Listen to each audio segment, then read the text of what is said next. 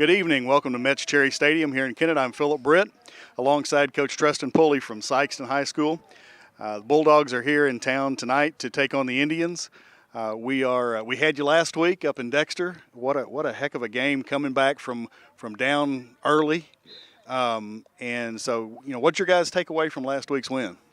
That we're better than what we think. When we play together, we're a better football team than what we think. So, understanding our assignments and understanding you got to dominate in all aspects of the game. Well, Joseph Heckemeyer had a heck of a second half, heck of a game, but a heck of a second half. But the whole team did. Yeah. What did you do to motivate them to come out in that second half and play? It's like two different games, the first half versus the second half. What'd you do to get them so fired up for that second half?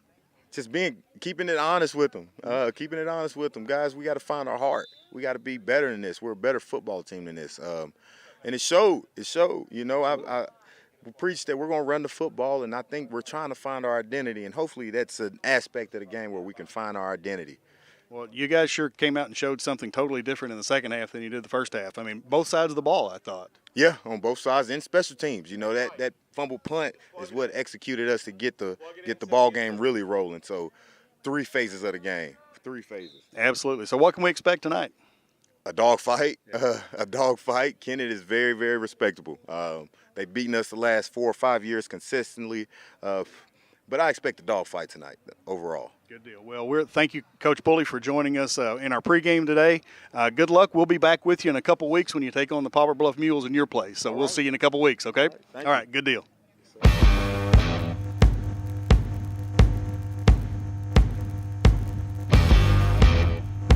Hello, Philip Britt. I'm back here at Metz Cherry Stadium with Coach Andrew Webster, high school football coach for the Kennett Indians.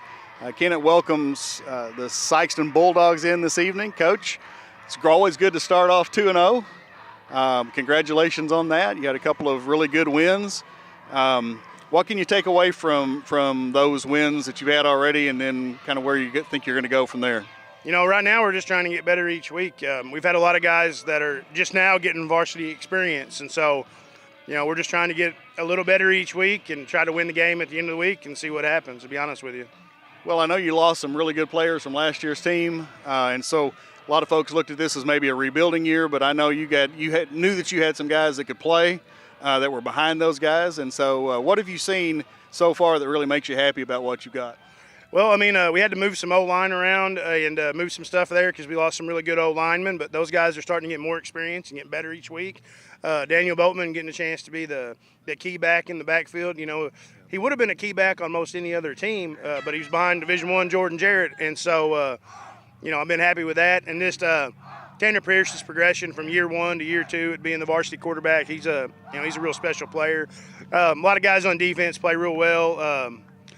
And then, the coaching on the defensive side, Coach Ted does an amazing job, works incredibly hard, and I've been real pleased with all those things. Well, we had Sykeston last week up in Dexter, and we thought they were done for, and then all of a sudden they came back in that second half. What do you expect tonight? I expect them to be a good team from the get-go. They're getting better. I know they switched offensive coordinators and some different things, and, that quarterback, he's a heck of a player. We've been seeing him for the last couple of years. I expect a good game, a hard-fought game both sides.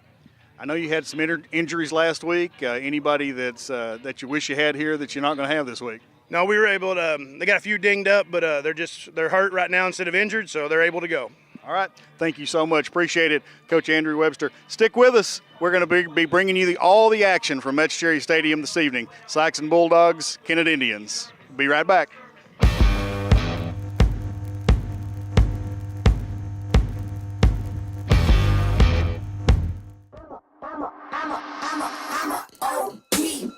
Know that they ride or die. I keep boys by my side. Know that they ride or die. I keep boys by my side. Day we hustle, but the night we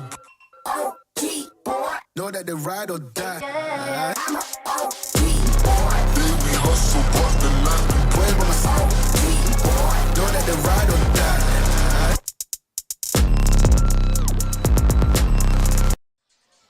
die. Welcome back to the field for the 2022 season of high school football. It's game time live on A Corp Media from the Metz Cherry Stadium in Kennett, Missouri. Tonight's game is sponsored by Farm Credit of Southeast Missouri. The Sikeston Bulldogs come to town for Week 3 of the 2022 season. Along with Matthew Poole, I am Kent Luke, bringing you all the action tonight on the A-Corp Media Networks. Matthew, welcome to Week 3. Kent, it's good to be here. We're looking forward to a very competitive game between the Kennett Indians and the Sikeston Bulldogs. Last Friday night, the Indians faced off against the Donovan Dons in a conference battle where the Indians they really walked away with a 45-6 win. The Bulldogs took on the Dexter Bearcats last week on Dexter's home field at Charles Bland Stadium, and they walked away with an exciting 45-32 come-from-behind win over the Bearcats. Both teams are coming off a great win and high-scoring games last week, so we're eager to see what these two teams will do tonight and really the rest of the season.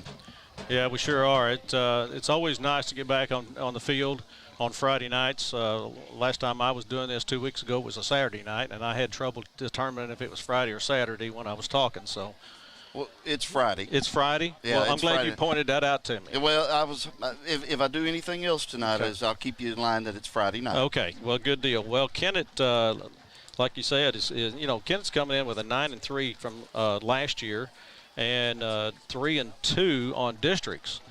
And Sykeston had a 3-7 record and 0-4 district. Kind of a flip-flop between the two last year. Right. Kennett had a really, really strong team last year, and Sykeston was down. I think this year, last year Kennett did defeat Sykeston at Sykeston, but I think this year, we could see a much tighter game. I think really it could be any team's game. I do too. Kennett has a 2-0 record this year, and Sykeston a 1-1 record. Sykeston is a Class 4, and Kennett is Class 3, and so Kennett's playing up. So if they were to win, they would get extra points. If Sykeston were to win, they I forgot how exactly that one is, but you don't get as many points for a win. Right. But, and that was that's part of the good scheduling product Kennett has, and we'll get into the schedule a little later. But they've got some bigger schools they play. Last week's game against Donovan, not really a true test. Donovan's an up-and-coming program, but tonight, this is way more of a test. A lot more physical team than Sykeston. Kennett's got obviously the last several years of good play, so I think. I'm excited to see. I think this is going to be a good test for both teams. I think it will be. So we don't want to forget our next Friday night, the September 16th. A-Corp will be back in Dexter at Charles Bland Stadium, where the Bearcats will be hosting the East Prairie Eagles at their homecoming in a battle between Class 3 Bearcats, who are ranked 36th in Class 3, and the Class 2 Eagles, who have been ranked 54th in Class 2.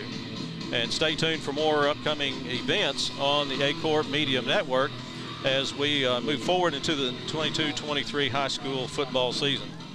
Let's go to the Kennett is going to be playing we're playing Sykeston tonight. Kennett is going to go to Caruthersville next week and take on Caruthersville, and that they're not a bad team. I can't gauge it against Malden. When they played Malden 2 weeks ago, they beat us. I forgot the score. It's like 49-14, and so. But Caruthersville's not a bad team, and so Kennett will, I think, dominate that one. But we'll see. Hard to say. Kennett's had a pretty good run against Caruthersville the last few years. Mm-hmm. Caruthersville I know has a good quarterback. They have a good wide receiver, and they've got a lot of speed, especially get to the outside. So, and again, a rivalry game. Anytime you get the deep boot heel teams, the Kennett and just like in week 1, right. Kennett and Haytime, that was a good rivalry game. So you don't know what you're going to get into that, but rivalries mean something in these games. Sure. So if you're following Kennett, next week they'll go to Caruthersville. The following week they'll go to East Prairie, and then they're home with New Medford County Central. Then they go back on the road to Dexter, and they finish up the season home with Poplar Bluff and Valley Catholic. Those will be some tough games there. Yeah, the one I'd like to point out is the 9:30 game. A-Corp will be back here for that game with New Madrid County. That will be Kennett's homecoming, and a lot of people are looking at that game as kind of the bellwether game. A lot of people think there's a chance they could be both undefeated at that time, especially after this test tonight. Yep. And so that'll be an exciting game for sure. It will be. Sykeston, they are here at Kennett tonight. and they go to Farmington next week.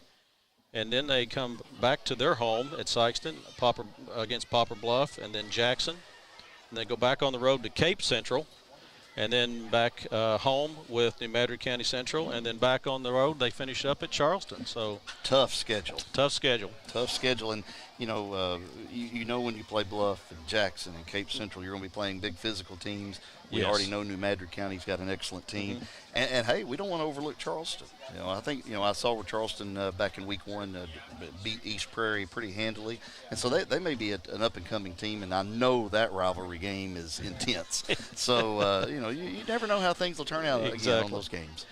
Yep. So anyway, we've gone through everything that we know to talk about. We got both teams on the field, as you may see there, and they're waiting for the clock to count down before they have the captains to come out to the middle of the field and flip the coin. And so, again, we don't want to forget Farm Credit Southeast Missouri offers a variety of loan products and options to finance full-time farmers and part-time farmers, as well as agribusinesses, rural homeowners, and rural America. So, having worked there for 19 years, what can I say? Farm Credit. Farm Credit, that's right. You've heard a lot about them over the years. So we're going to probably go to a break and give us just a minute, and we'll be back for the result of the coin toss. Growing cotton in the Mid-South is hard work. As a farmer, you make tough decisions every day. Choosing a cotton variety shouldn't be one of them. Next-gen brand varieties from Americot are bred specifically for cotton growers like you. We're 100% independent and farmer-owned. Plant cotton that works as hard as you do. Americot. All we do is cotton, all the time. Welcome back to Friday Night Football. I got it right, Matthew. I don't get it right every time. 2 weeks ago, but I got that one right. We got the captains on the center field and the two coaches, and probably going over a few rules, and then we'll see who's going to win the toss there.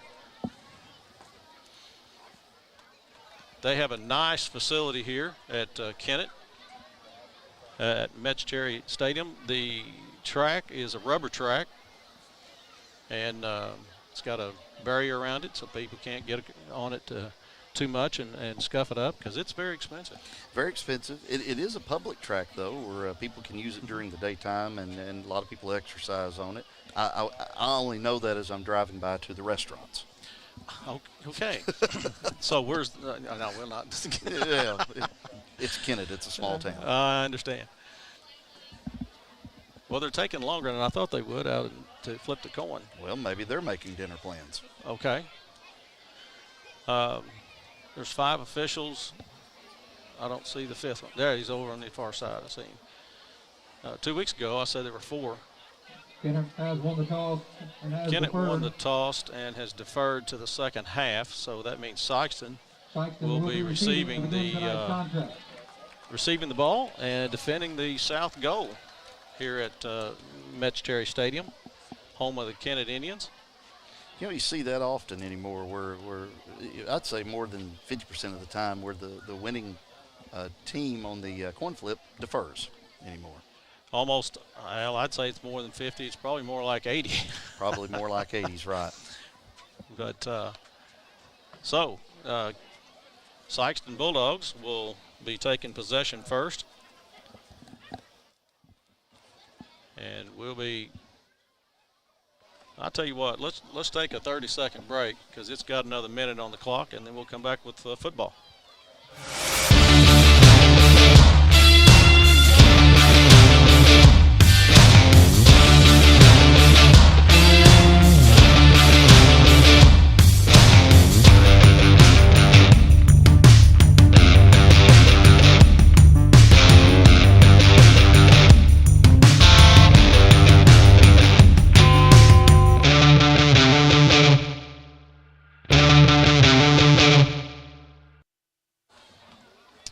Hello again from Metz-Cherry Stadium, where the Kennett Indians are kicking off in just a moment to the Sikeston Bulldogs.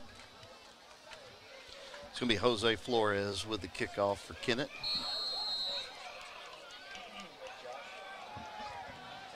And here we go. Squiggler and 65, it looks like, fell on it. Onside kick covered by Sykeston. Ben Gilmore It's covered at the 49-yard line. showing They'll his take over offensive first chops and there 10. with the recovery. There you go. So the Bulldogs are going to take over on their own 49-yard line, and I'm not sure that went the way Kennett had anticipated it would. Well, there's just really no way to think that it did. You're going to give the opponent the ball at midfield to start the game. So, unless they have a real good returner. True. All right, we got Heckelmeyer back there in the backfield by himself. Yeah, 4 wide to the left. That's Yeah. a movement on the right tackle. 70 flag on the play. And that'll be Okay, off false start against illegal Sykeston. procedure, I think they call it. But general term is offsides. And so it'll be Ball foul, first false and start 15 for the 5-yard Bulldogs. penalty, remain first down and 15. And again, if you're just joining us, only run 3 seconds off for the kickoff. Bulldogs on first and 15 on their own 44-yard line. Setting up the same again with 4 wideouts here on the left and 1 isolated up on the right side. All right, Heckelmeyer back to pass. He's going to roll to the right side, and he's going to keep it. He's going to be brought down quickly with maybe a loss on the play. We'll see. Yeah, that's going to be about a yard loss, looks like. He can really move with the ball, I know that. Well, I've seen a little bit of film on him, and he does well. And that was not indicative of, I think, of him moving well. But I think Kennett has done a real good job on that play of isolating him. It's pretty good from the pursuit by outside. Boatman there to kind of keep him contained. Heckelmeyer in the backfield and 21 in motion. He's going Low to take snap, it. and Evan Parker comes right up the middle for the sack. Number 10, Heckelmeyer, making a stop for Kennett. Number 75. So Heckelmeyer has carried it twice, and I guess you could call that a carry, but you know that's not what he wanted 18. because he had nowhere to go, and he was hit as soon as he picked the ball up off the ground. Slight fumble, but that was no big deal on that part. Well, that looked like a blocking assignment miss. Parker was in the backfield there just as soon as he picked the ball up off the ground. 3rd and 17 with He's going to get pressure again. Here comes the pass. way over, about 5 yards past his intended receiver, which is number 16, Marcus Sanders, Jr. Marcus Sanders. Sanders just could not, no way he was going to be able to get to that. So that brings up a 4th and 17 for the Bulldogs. That's good coverage by Brooks Niggett out there on the receiver. You know, you're kind of expecting a pass there. And again, pretty good pressure up the middle. So I think the Indians would have to be happy with the first go-around on defense. Bo Riddle back to kick. And I can't see the number on the Kennett guy. That's most likely Boatman back there to return the kick, number 20. And snap. And the kick is a nice kick. That's going to go over his head. Boatman's going to catch it in the air and he's going to retreat and then go in reverse direction. He's got a blocker in front of him. He might get a little bit of room. Yeah, he's got a lot of room right up the sideline. He's going to be kicked out about the 29 or 30. 20, Daniel Boatman. Covered a lot of ground for about a 14-yard return. Yes, Boatman can run. He can switch directions. He can change things up in a hurry with 10-19 left here in the first quarter, no score. Indians are going to take the ball on their own 30-yard line, 1st and 10. Senior Tanner Pierce is the quarterback, Boatman in the backfield. 2 wideouts. All right, snap and give to Boatman. He's going to go slightly off the right tackle and then be spun back in by the number 11 on the tackle. Connor Wallace.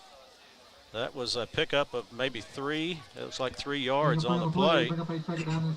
Boatman's coming off the side, and number 7 on Travion Walls is coming in as a tailback. That's actually Marshall Rogers. Oh, is it? Yeah. Oh, wrong one. I'm sorry. I put my finger down but took the wrong name. That's okay. Marshall Rogers on the carry off the left side. Pickup of 1, the 3rd down and about 6 for the Indians. So far, the interior defenders of Sykeston are up to the challenge. That's 2 nice plays on runs up the middle.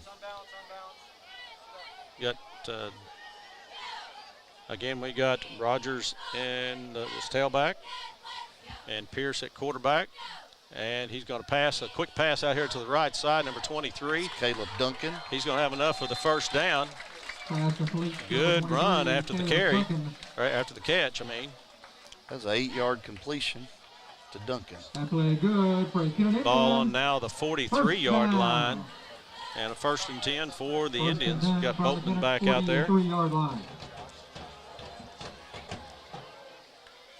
All right, Pierce going to throw another one, and he's almost picked off by number 5 of the Sikeston Bulldogs. That's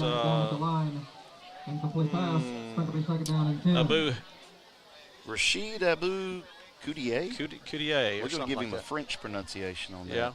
Coudier. I tell you what, that was almost a pick 6. Yes, it was, almost. And almost a lateral. That was definitely not. Actually, the Indians caught a big break on that one all the way around. 2nd and 10 for the Indians. Boatman in the backfield. And he's going to go out to the far left. Oh, he's got a man wide open. He's got a man open. He's going to keep it himself.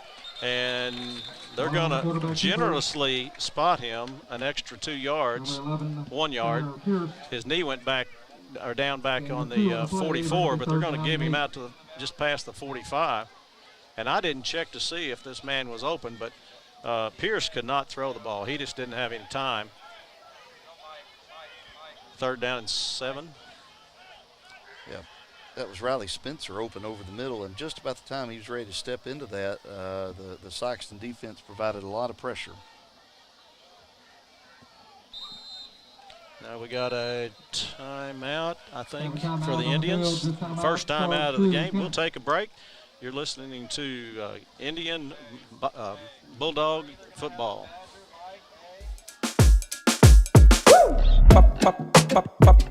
Julep, julep,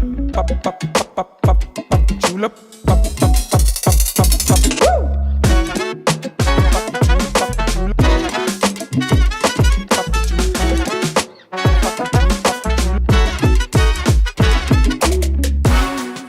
If Moreland's not on the back of your vehicle, you paid too much. Now, welcome back to Friday Night Football.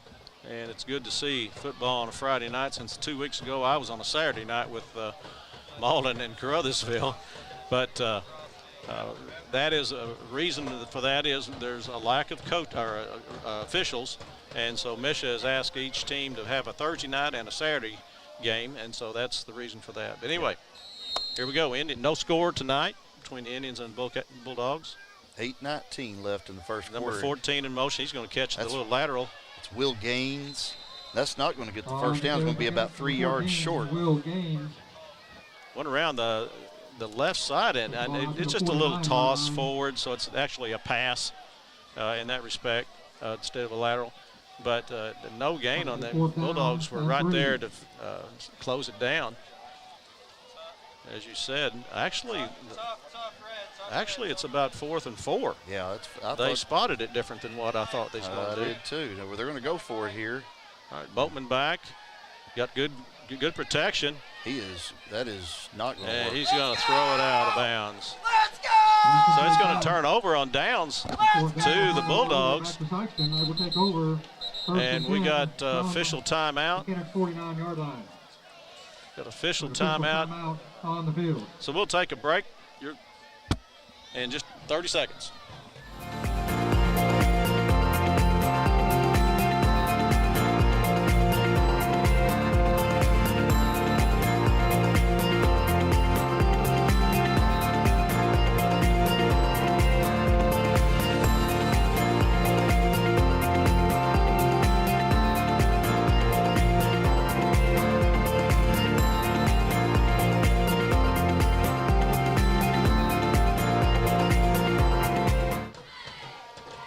All right, here we are on Friday night at the Metz Cherry Stadium in Kennett, Missouri, where the Kennett Indians are taking on the Sikeston Bulldogs. 7 minutes and 38 seconds left in the game, or in the game. Woo, that'd be bad. In the first quarter of the game. You're just wishing your life away. I guess. And no score. Sykeston took the opening kickoff and did nothing with it. Indians got it back, and they didn't do much with it. Had one first down, I think it was. And now they've given a turnover on downs. It's 1st and 10 on the Indian 49-yard line. Sikeston ball. He's got 2 men back there. That's different from before. Heckemeyer is going to give off to 30. I didn't see. That was probably Keodrick Sherrod. Sherrod, maybe? Well, I have a Pam Sherrod that works with me at Farm Credit, our title sponsor tonight. Now, that wouldn't be kin to this player. Okay. But I'm going to go with Sherrod. Okay. I've seen it. I could very well be wrong. Well, I've seen it pronounced both ways now. All right, he's back there along with, I can't tell who the other one was. But Heckemeyer at quarterback, he's going to give it to Sherrod again, and he's going to get a little bit more than he got the first time. About 2 yards, looks like. Both defenses, I have to be real happy with their start so far. Absolutely. They're stopping the runs quickly. And that'll bring up 3rd and about 8, I believe. 3rd and 8. For the Bulldogs. 3rd down and 8. Went ahead and gave him 3 yards on that carry. It's interesting, though, 2 possessions and 2 different looks. Yes. Heckemeyer with. All right, he's going to go past this time. He's got a man open. Oh, good defense by number 4 for the Indians. That's Davis. Darion Davis. See, Darion had a good position on him. I felt like there were hands going both directions, and so it wasn't a penalty one way or another. But he stuck that hand up just perfectly timed to knock it away. Darion actually missed last week's game with an injury, and so he's back on the field tonight. And the Indians certainly are looking for his senior leadership out there on the edge at the cornerback position. Sure. All right. Back to kick. It's a fake. Fake, yep. And that's Heckemeyer. He's got lots of room. Here he goes. Got plenty for a first down. Yeah. It's going to be knocked out of bounds. Yeah, that is a nice call. A nice call. That's 22 yards on the carry on the fake punt. Ball's spotted at the 27-yard line of the Indians. 1st and 10 Bulldogs. 1st down and 10 for Sykeston. And good fake by the punter, too, because he acted like the ball went over his head. And hopefully that kept, in his respect, kept some people off balance. Well, it didn't look like the Indians were ready for that at all. That once Heckemeyer took off running, it was wide open. Yes. So that was the first kind of hammer head hit. Let's see what Sykeston does with it here. Yeah. Good field position now. No containment that time. Correct. All right, here we go. Heckemeyer back. He's going to toss it over the middle, and nobody was come out of the pile. There was nobody coming out, but he was leading them. Evidently, they were supposed to, but they got hung up somewhere. That was see who that was intended for. I think it's number 83. Yeah, too. It looked like Andrew Green. Yep. Tied in. It was a pretty good idea. Kind of one of those seam plays they call them there, where they're up the middle, but. Either he had to throw it a little earlier than he suggested, but it looked more like they just kind of got balled up and couldn't break through.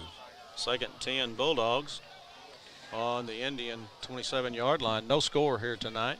Would it be time to say what a gorgeous night it is tonight? Oh, it is a gorgeous night. Man, it's perfect.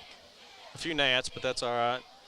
It looks like an option play. He's got a good time to pitch it, but it was in and out of the hands of Craig. Oh, that's a late hit coming. Late hit, yes. Yeah, and that's going to be a shame. That was for Indian fans. That was a 10-yard loss on the toss, but he was clearly out of bounds, and that was.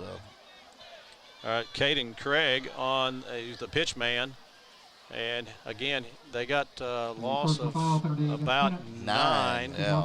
But the penalty is going to nullify that one. The late hit was by Marshall Rogers. And you know, you always want aggression, but when you've already had a positive play, you don't want to take that away from your defense. Third down and 4, it looks like, for the Bulldogs on the 21-yard line of the Indians. So we got 2 wide to the left and 1 wide to the right. All right, Heckemeyer back there in shotgun. Going to throw over to the left side. He's got a man open, and he is going to be drugged down before he got in. That's number 2, Patterson. It's Jamerson Patterson. No, that actually was Marcus Sanders with the catch. Number 16. Jamerson. Okay. Yeah, Riley Spencer was number 2, the defender. I'm on the wrong side here. Yeah, Marcus Sanders. Page. That was a really nice pass and catch. There's a fumble on the snap, but he Heckemeyer gets it. He lunges forward, but I don't know if he's going to get enough. His knees may have gone down before he crossed the line. That's what they're saying. It's going to be right about the half-yard line, 2nd down and goal. Heckemeyer under center. I think he's going to take it again. He fumbled it again. He fumbled it again, and his knee went down before he went forward. The carry, number 10, Heckemeyer. Well, Heckemeyer has plenty of room to get it across, but his knee keeps going down before he crosses the plane. Well, 3rd down. In an effort to move quick, you know, sometimes fast and quick are 2 different things, and they tried to go a little quick, and that caused 2 fumbled snaps. We're going to take a 30-second break with a timeout on the field.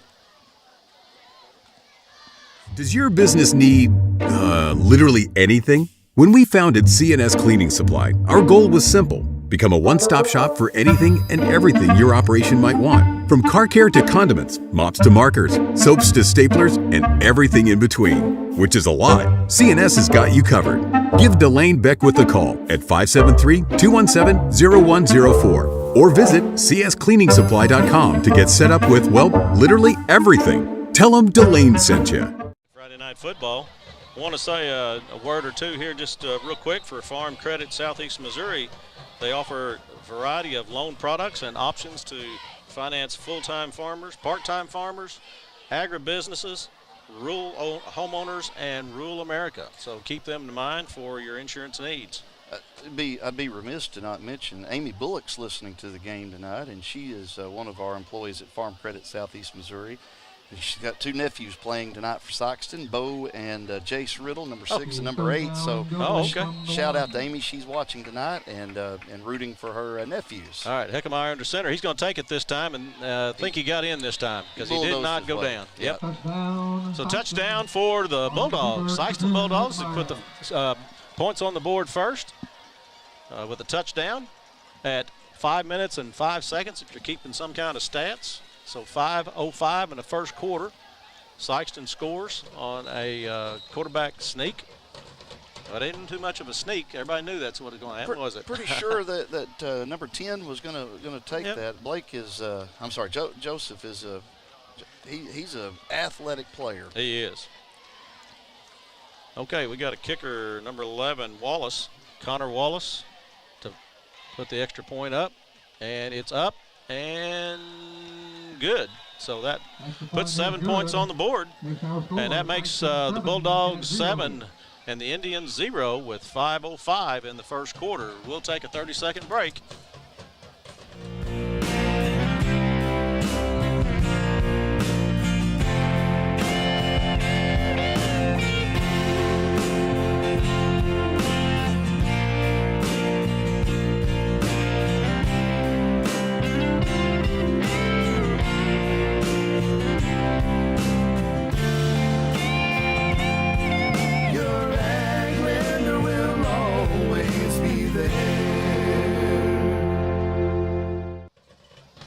Welcome back to football here on Friday night, where the Sikeston Bulldogs just scored a touchdown and extra point to make it 7-0 against the Kennett Indians. Next Friday night, September 16th, A-Corp will be back in Dexter at Charles Bland Stadium, where the Bearcats will be hosting the East Prairie Eagles at their homecoming. So keep that in mind. Next week, it'll be at Dexter. All right, here we go. Number 11, Wallace, doing the kicking for the Eagles, or the Bulldogs. That's Boatman and Gaines back. That's going to actually go out of bounds. I think that looked like it was supposed to go out of bounds, but I'm not sure why. I mean, it looked like that's where he was intended to do. Yeah. But you want to keep it inbounds. He just might have punched it just a little bit too far out. Well, if you're trying a pooch kick, perhaps, but so far there's been a couple of kickoff plays that have, I would say, with question marks. Yeah. One from each team. One from each team. But I think the play of the game so far has definitely been the fake punt on 4th down. That was the catalyst, and then the pass play to get down to the 2-yard line. Those were two really, really important plays early. So let's see how Kennett responds. Kennett will start on their own 35 after the penalty. And we got Pierce back there, and that looks like Boatman. And the snap, handoff to Boatman. He's up the middle and off to the right side. And his leg is just hung by this Sikeston Bulldog he won't turn around. 44 on the tackle. We'll give him the credit because he kept him. Luke Gadberry on the tackle. Pick up of a half a yard maybe. That's the linebacker doing a really nice job of stuffing the hole there. So a good play by Sykeston on that, and Cadbury in particular. Gadberry, I think that was. Yeah, Gadberry. Yeah, it's an option play. He's going to hang on to it, Pierce is. Yeah, Pierce, boy, he got his legs bent underneath him. I hope he's all right. But, yeah, he didn't have anywhere to go. He could have pitched it on an option, but I think he got too far in the hole. He couldn't. So he can pick up maybe 1. So it'd be 3rd down and 8 for the Indians. All right, we got Pierce back there by himself. No, Boatman's there too. We got 3 to the right, 1 tight to the left. And it's going to be a fake handoff. And he's got 2 men open. He's got a good pass reception by number 2. That's Riley Spencer. That's going to be about a 22-yard gain there. He picked up several yards, probably 6 or 7 after the catch or more. I said 22. Looks like more like a 16-yard gain. All right. Ball is on the 47-yard line of the Bulldogs. Indians ball. You got Heckemeyer and Boatman in the backfield. 3 to the left. 1 tight to the right. And big high snap, but he's going to catch the ball, and that's again Spencer on the reception. Pick up of 2. Pick up of 2. And I don't know if he was designed to that because it looked like he was catching it and going down at the same time, but I thought he had time to move forward. But anyway, maybe it was a design type thing. Well, the throw was just maybe a little low, and just a quick hitter is all I can say on that, but they did have some room around him, so it's almost like a run play up the middle. Slants! All right, here we go. We got 14. It's intended for number 14. Will Gaines. I think he felt the felt the defender, number 1, Gorman. Gorman on his tail, so he let his eyes go off the ball and onto the defender, and he lost it. Yeah, Trey Gorman was really charging in on that, and Gaines heard the old proverbial footsteps. Yeah. And took that eye off the ball because the ball was right to him. All right, 3rd and 8 for the Indians on the Bulldog 45-yard line. Boatman back there. I would say this is 2-down territory here. Oh, he's getting chased quickly. He's going to have taken on his own. He's got room. His knee went down a little quick, a little early, but they're going to give him up to the 40. That's a 5-yard gain, and that'll leave, 4th and 3? About 3, yep. I'd say they're going for it. I would. I think they will. You've got senior leadership back there. I think they're going to trust the team. Now we got a full house back there. Yeah, this is with the pistol.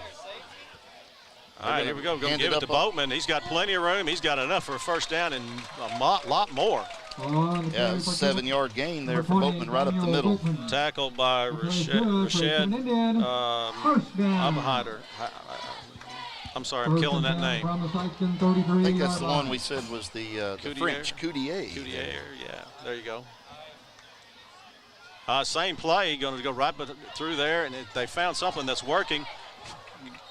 Got a jersey being pulled by number 3, Craig, but there are 2 others in there pulling him down. He's going to have a good gain on the play. They're saying first down. Yeah, that was a 10-yard play there by That Boatman. plays good for a Kennett Indian. And that was some pretty hard running. Yes, Boatman's a pretty small guy, and he drug a lot of defenders. So now Kennett's going to try it again. Got a little downhill action going here now. Here we go again. Bowman's got some legs now. I'm telling you. Now you got the defensive or the offensive line pushing him. On the carry, Number 75, is it? That's Evan Parker. Yeah, he got behind him a little bit. I think he was helping out. Ball's down to the 15-yard line. It's going to be 2nd and 2, it looks like. I bet I can call this play. This is going to be another run up the middle. I wonder, 4th time Here in a he row. goes again. He's got a touchdown, I bet you. Nope. Oh, he's close. That spin, he almost got out of it. I believe that's going to be a face mask. That's going to be a face mask, yep. Yeah. Flag came in. Flag on the play. Trey Gorman. So Boatman is going to take a rest. I think I'd stay in there. His number's going to be called again. He's going to be touchdown. He's going to miss the touchdown. Well, I guess Rogers is going to get the touchdown this time. A personal foul, face mask penalty against Sykeston be marked off at the end of the play. Be half the distance, So I that plays think. good for a Kennett Indian. Going to bring it down inside the 5. Let's see where they spot it, the 2 or 3. if you'll notice the big lineup now, they have Parker, number 75, in the backfield. Yeah. He didn't have to do much. He didn't do much. That's Look at that. Touchdown. Look at that. Is that? That's Rogers. Yeah, that's Rogers. I tell you what, I told you Boatman needed to stay in there. He's going to get that touchdown, but Rogers got it this time, and he might have got his head wrenched a little bit with that face mask. Yeah, it was a pretty tough tackle. Yes. Pierce is going back in, and it looks like they may go for 2. Again, here at 50.3 seconds in the first quarter, Kennett has put 6 points on the board. They're going to go for 2. And again, going with the big lineup there, it's Parker and Jack Morrison in the backfield, and that's going to be Rogers again. This is going to be Pierce himself. Pierce is going to keep it. And I believe I'd have handed it off to Boatman. 2-point conversion is no good. But anyway, they did not make the extra points. So the game is now at 7-6 in favor of the Bulldogs. So Sykeston's got the lead, and we'll wait for the kickoff by the Indians. We'll take a 30-second break. If you feel like you never get the time you need with your insurance agent to find the right coverage, it might be time to make a change. Tyler Miller of Flatland Ag Insurance in Clarkton works to make sure, each and every day, that his clients feel they are taken care of. With years of experience in crop insurance in 4 states, he strives to provide you with the exact coverage you need for your specific situation. For more information, give Tyler a call at 573-276-8044. Here's to another great year. The Seymour Dig for Life volleyball tournament. All right, here we are back at Mets Cherry Stadium. Next week, A-Corp will be going to, it's on Friday night, we'll be going to Dexter, and the Dexter Bearcats will be taking on the East Prairie Eagles at their homecoming. A battle between the Class 3 Bearcats, ranked 36th in Class 3, and the Eagles, who are ranked 54th in the Class 2. And so they'll be taking on next week. A-Corp. Media will be doing that. Now, again, 50.3 seconds here in the first quarter remaining, and Bulldogs are up 7-6. Once the Indians kind of got to a simpler up-the-middle running style, that kind of changed the tune of that drive. He's going to be down. The ball was picked up at the 35-yard line, I think it was, so 5 yards, maybe 6, depending on where they place it. No, they're going to say it's at the 39. Yeah. So, all right, so Sykeston Bulldogs will take over. That was Juwan Robinson with the return. And I think the proverbial turf monster on our grass field tackled him there. But it was. Does Sykeston have a AstroTurf, or do they got turf? I don't really know. I wonder if there's a difference in moving from one to the other. Well, they usually put on different cleats for those kind of games. So, you know, you've got the turf shoes versus the actual cleats. Heckemeyer back to throw. They got an inside move, and then two going inside, one going outside. And I'm not sure which one he was throwing to. I believe that was to Sanders. He was kind of the guy breaking out to the sideline, but the pass was a little quick. Pretty good looking play though. Kind of a pick play, but anyway, the throw might have been just a half second too early. All right, Heckemeyer in shotgun formation. He's got a ball. Whoa, high snap. And that's going to be a Kennett ball right there. It may be a touchdown.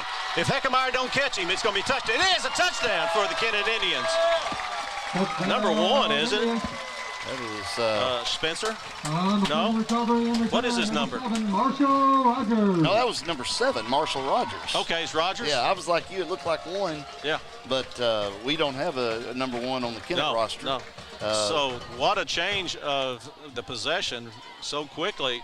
And it changed the momentum quickly as well. What a play that Heckemeyer would like to have that one back. Well, he really had no shot at that one. That ball was a foot over his head, and luckily for Kennett, Rogers was breaking free, and the ball kind of was generously hopped up to him, and that was a 39-yard return, and no one was catching him once he got the ball. So I assume the Indians, they are going for 2 here. Well, yeah. Yeah, look at Rogers back there again. Now we got to have another lineman. He's coming in. We're going to take a timeout. Looks like it's a timeout, Indians. We're going to take a 30-second break. At Focus Bank, we believe in really free checking. What does that mean? Well, opening an account requires no more than $25 with no minimum balance requirements or monthly service charges. You'll also have access to online and mobile banking, online bill pay, direct deposits, mobile deposits, automatic payments, e-statements, a nationwide network of ATMs, and an instant issue debit card, all for free. Your first order of checks is on the house, and you'll also receive a complimentary thank you gift. Come visit us in Sykeston, Charleston, Crothersville, or East Prairie. Focus Bank, simple, hassle-free checking that's really free. All right, welcome back to football, where we're at the Metz Cherry Stadium in Kennett, Missouri, where the Kennett Indians have just scored on a muffed snap, and the Marshall Rogers. I got to flip my roster here. Yes, Marshall Rogers. I thought that didn't sound right. Marshall Rogers picked it up and ran it in for, you said 39? 39 yards if I'm looking at where the marker was over there, and that would be his second touchdown of the night already. Yeah, that's right. And he's might get it this time. They're in that, what'd you call that, pistol? The pistol, which is a strange pistol. Usually the quarterback's in the middle, but this time the lineman and then an end is beside. It's a peculiar setup. Snap, and it's give to Rogers. He darts back and forth, and finally back inside of me and slides through the opening and going to put 2 points on the board. That's going to get back that one he missed a while ago. Evan Parker, 75 there. I don't know if he happened to catch the trap block he did, but that time he was an impressive part of that play. Yep. Hard to get around 250. Sykeston Bulldogs probably feel a little bit on the defeated side right there because they had a muff snap that it resulted in a TD. For the Indians, and then the 2-point conversion, which he virtually went in untouched. Well, it was a big momentum switcher. You know, so far we've had 2 really big plays, and I don't know about you, but this first quarter has seemed really long. It always does to me. Yeah. All right, 32.7 seconds left in the first quarter, and the Indians are up 14-7 over the Bulldogs now. So the Indians are going to kick off again. And back for the Bulldogs is 22 Atkins and number, I want to say 5, but I'm not sure. And it's a low kick again, picked up around the 31. Number 81 is going around the right side. You got a flag on the play coming in right there close to where the runner was. But 81, Jawan Robinson on the carry. Let's see what the flag is. Usually that's going to be a hold or a block in the back when you see him come from behind. It's going to be against the Bulldogs. I didn't see the preliminary signal.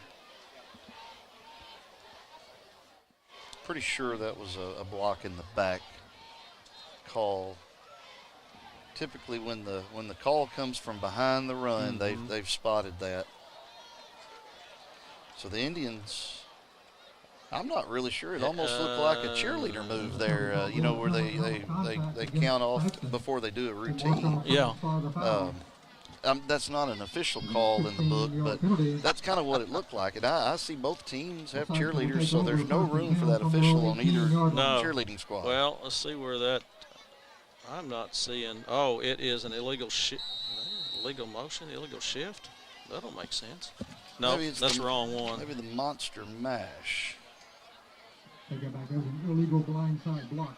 Blindside block. Blindside block. Okay. David Lynn, my friend who's down below us, he's a pretty good rules guy. Okay, good, because I couldn't find it on there. All right, Heckemeyer back. He's going to take it himself right up the middle. He's got an opening. He's going to pick up maybe 4 or 5 yards. That's going to probably be the last play of the first quarter. Yeah, they don't have time to get one in now, do they? No. And he picked up about 3 on the play. And that'll bring up second down. That is the first quarter with the score Indians 14 and Bulldogs 7. We'll take a quick break. First State Community Bank has been named the #1 bank in Missouri by Forbes, and we think they might be onto something. When it comes to banking, we've always said that people should come first, and we hold true to that idea. Opening an account has never been easier. You can even do it online. We want our community to thrive, and that's why we put it in our name. So come bank with the certified best at First State Community Bank, serving our community because it's who we are. I was going to let you. And I know that's not going to happen. She's redhead. We're back on. Okay, so we'll get back here with some football. And don't forget, next Friday night, A-Corp Media will be traveling to Dexter, where the Bearcats homecoming will be taking on the Eagles from East Prairie. And so stay tuned for that one next Friday night in Dexter. Again tonight, just now into the second quarter. And the Indians are leading 14-7 over the Sikeston Bulldogs. And Sykeston's ball on their own 22-yard line. You know, so the first quarter was, I thought, really played well on both sides by defenses. Just a couple of big plays really led to the scores. So let's see what Sykeston can do here. You know, they want to grab back some of this momentum. Heckemeyer back there with and behind him in tailback, and he's going to, looks like he's going to roll out to the left and throw to number 1, which is Gorman, or the guy behind him, which I couldn't tell his number. Yeah. I believe that's number 11. I believe, yeah, Wallace, Connor Wallace. I think you're right. Connor Wallace. It was somewhere in between those two. That's a hard pass to make as a right-handed thrower rolling out to your left. It is. And that was a pretty, you know, that was probably a 15, 20-yard out to try to get it to Wallace there. All right, third down and 6 or 7. All right, trips to the left and one to the right. Man, the backfield. Heckemeyer going to throw a quick screen out there, and he's going to be sought after quickly. I think that's Rogers. No, that's number 4 for the Indians. That's Davis. Darion Davis. That was a big play by Davis. He just weeded in between those guys, and he knew what was coming. So they've been watching film. All right, 4th down and 10, it looks like, on that loss. Yeah, about a 3-yard loss on the play. All right, Bulldogs will be supposedly are going to be punting to the Indians, but I don't know. I don't think I'd fake it here. I don't believe they're going to fake, but I believe the Indians are going to try to bring pressure. You know, they don't have anybody back. No, got nobody back. There's an official back here who might try to catch it on the 50. Henson, it looks like. No, I'll see him. No, it's a kick. It's going to be a good field position. They weren't worried about it. Ball's going to be spotted about the 50-yard line, where the Kennett Indians will take over. About a 32-yard punt. Not a bad punt, really. All right. 10 minutes and 53 seconds here in the second, left here in the second quarter, and the Indians up 14-7 over the Bulldogs. Looks like a decent crowd for Sykeston and a pretty full crowd for Kennett. We present championship rings to the KHS tennis team. All right, Kennett doesn't think they've got everybody on the field. Now they're going to throw somebody else out there. Oh, they're doing that pistol thing, and let's see, is that Boatman back there now? That's Boatman, who's going to get the handoff and going to get about. And he's got loose. And he's still loose. He's got a shoe out there. Somebody lost a shoe. That ended up being a 12-yard carry, and I would have told you, I would have thought 4 yards on that deal. Yeah, that looks like Boatman's shoe. But, wow, he just slipped out of there to the right and was able to get another 4, 5, 6 yards. He really churned those legs. That was a nice run. He ran right over the shoes. Well, you know, on Friday nights that happens. Oh, okay. Not Saturday nights. Not Saturday Friday nights, yeah. All right, pistol again. Give to Boatman again. He's going to slice to the right side on the outside again, but he's not going to get any further. The Bulldogs were able to ride him just right down to the ground. According to my most unofficial stats, that would put Boatman already over 50 yards rushing on 4, 5, 8 carries. So that's about a 7-yard carry, 7-yard average. Yep. Good job on that. A second and 5, it looks like, for the Indians. All right, pistol again. Give to Boatman.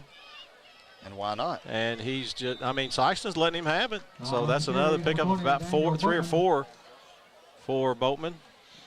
So we're going to have, what, 3rd and 1 or 2 looks like?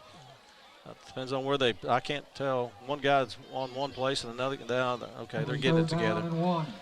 Yeah, it's a long one, 3rd and long one, and Rogers coming in for Boatman.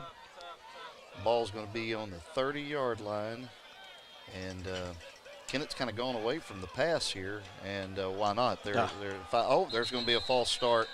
Penalty flag on the play. It's going to be Gonna move it back 5.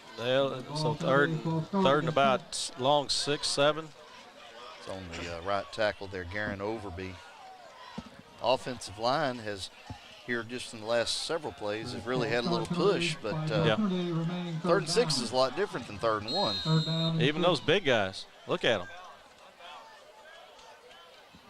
All right, we got the pistol again, and it's going to be a give to Rogers, and he's going to be covered up. The Bulldogs figured it out this time. Well, that was a nice tackle. Yes, it was. That was number 26. He got back up the line of scrimmage, and that's it. So Kevin Sanchez with the tackle, I believe. No, that was 25. I'm sorry. So no gain on the play. Trayvon Dukes. 4th down. It's going to bring up 4th down and 7 for the Indians. Again, Indians are ahead 14-7 over the Bulldogs with 8:49 left in the second quarter. They're definitely going to go for it here. Let's see what they call. Fake to Boatman. He's going. He's got a man wide open. If he can square up and throw it, he's going to take off and run. Makes one man miss. Makes another man miss. I tell you what, Pierce can really run, and he can dodge when he needs to dodge. He got a big pickup. The ball was on the 35-yard line. So that's a 23-yard gain. That was a pretty elusive run. Yes, it was. 1st and 10 from the 12. And, of course, you knew something was going to happen because they've been running that pistol play and pistol play and pistol play, and every time giving it to the back. And you knew they was going to do something different. All right, now they're going to do it again. And Boatwright, hey, look at Boatwright take off, and he has gone down inside the 5, close to the 2, that's maybe 3. Boatman with another first down run of 9 to 10 yards. It's really explosive. It looks like he's going to be shy of the 1st and 10 by maybe a yard. So that was a 9-yard pickup by Boatman. And a high snap, but Boatman still got it. He's going to go in. He was almost not touched. He had to dodge a couple of defenders, or the big stack, whichever you want to say. But Boatman on the touchdown. So the Indians go up with another 6. Now the score is 20-7 over the Bulldogs here in the second quarter with 7:50 left. Looks like they're going to go for 2 because Pierce is still out there and the T's over here on the sideline. We're going to try the pistol again. We've got Boatman. Let's see what his blocker in front of him does. Now, even interesting, the quarterback Pierce comes out to the left, and you've got 75. That's going to be Evan Parker, who's going to try putting him down. Parker, that would be the bulldoze of the day right there. Perry in the pros. What was his name? Oh, Refrigerator Perry. That's Refrigerator Perry right there. Might not be the same size, but that's the semblance of it right there. 2-point conversion by the Indians by number 75, Parker, Evan Parker. And he was able to cross the end zone and not be tackled. All right, 7 minutes and 50 seconds here in the second quarter.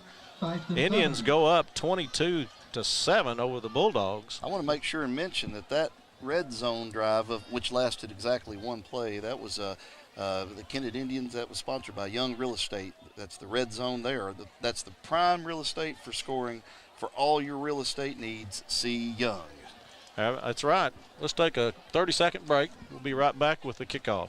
For over 100 years, Stoneville Cotton has helped farmers stay strong and win their growing seasons, delivering protection against key weeds and insects to maximize their yield potential.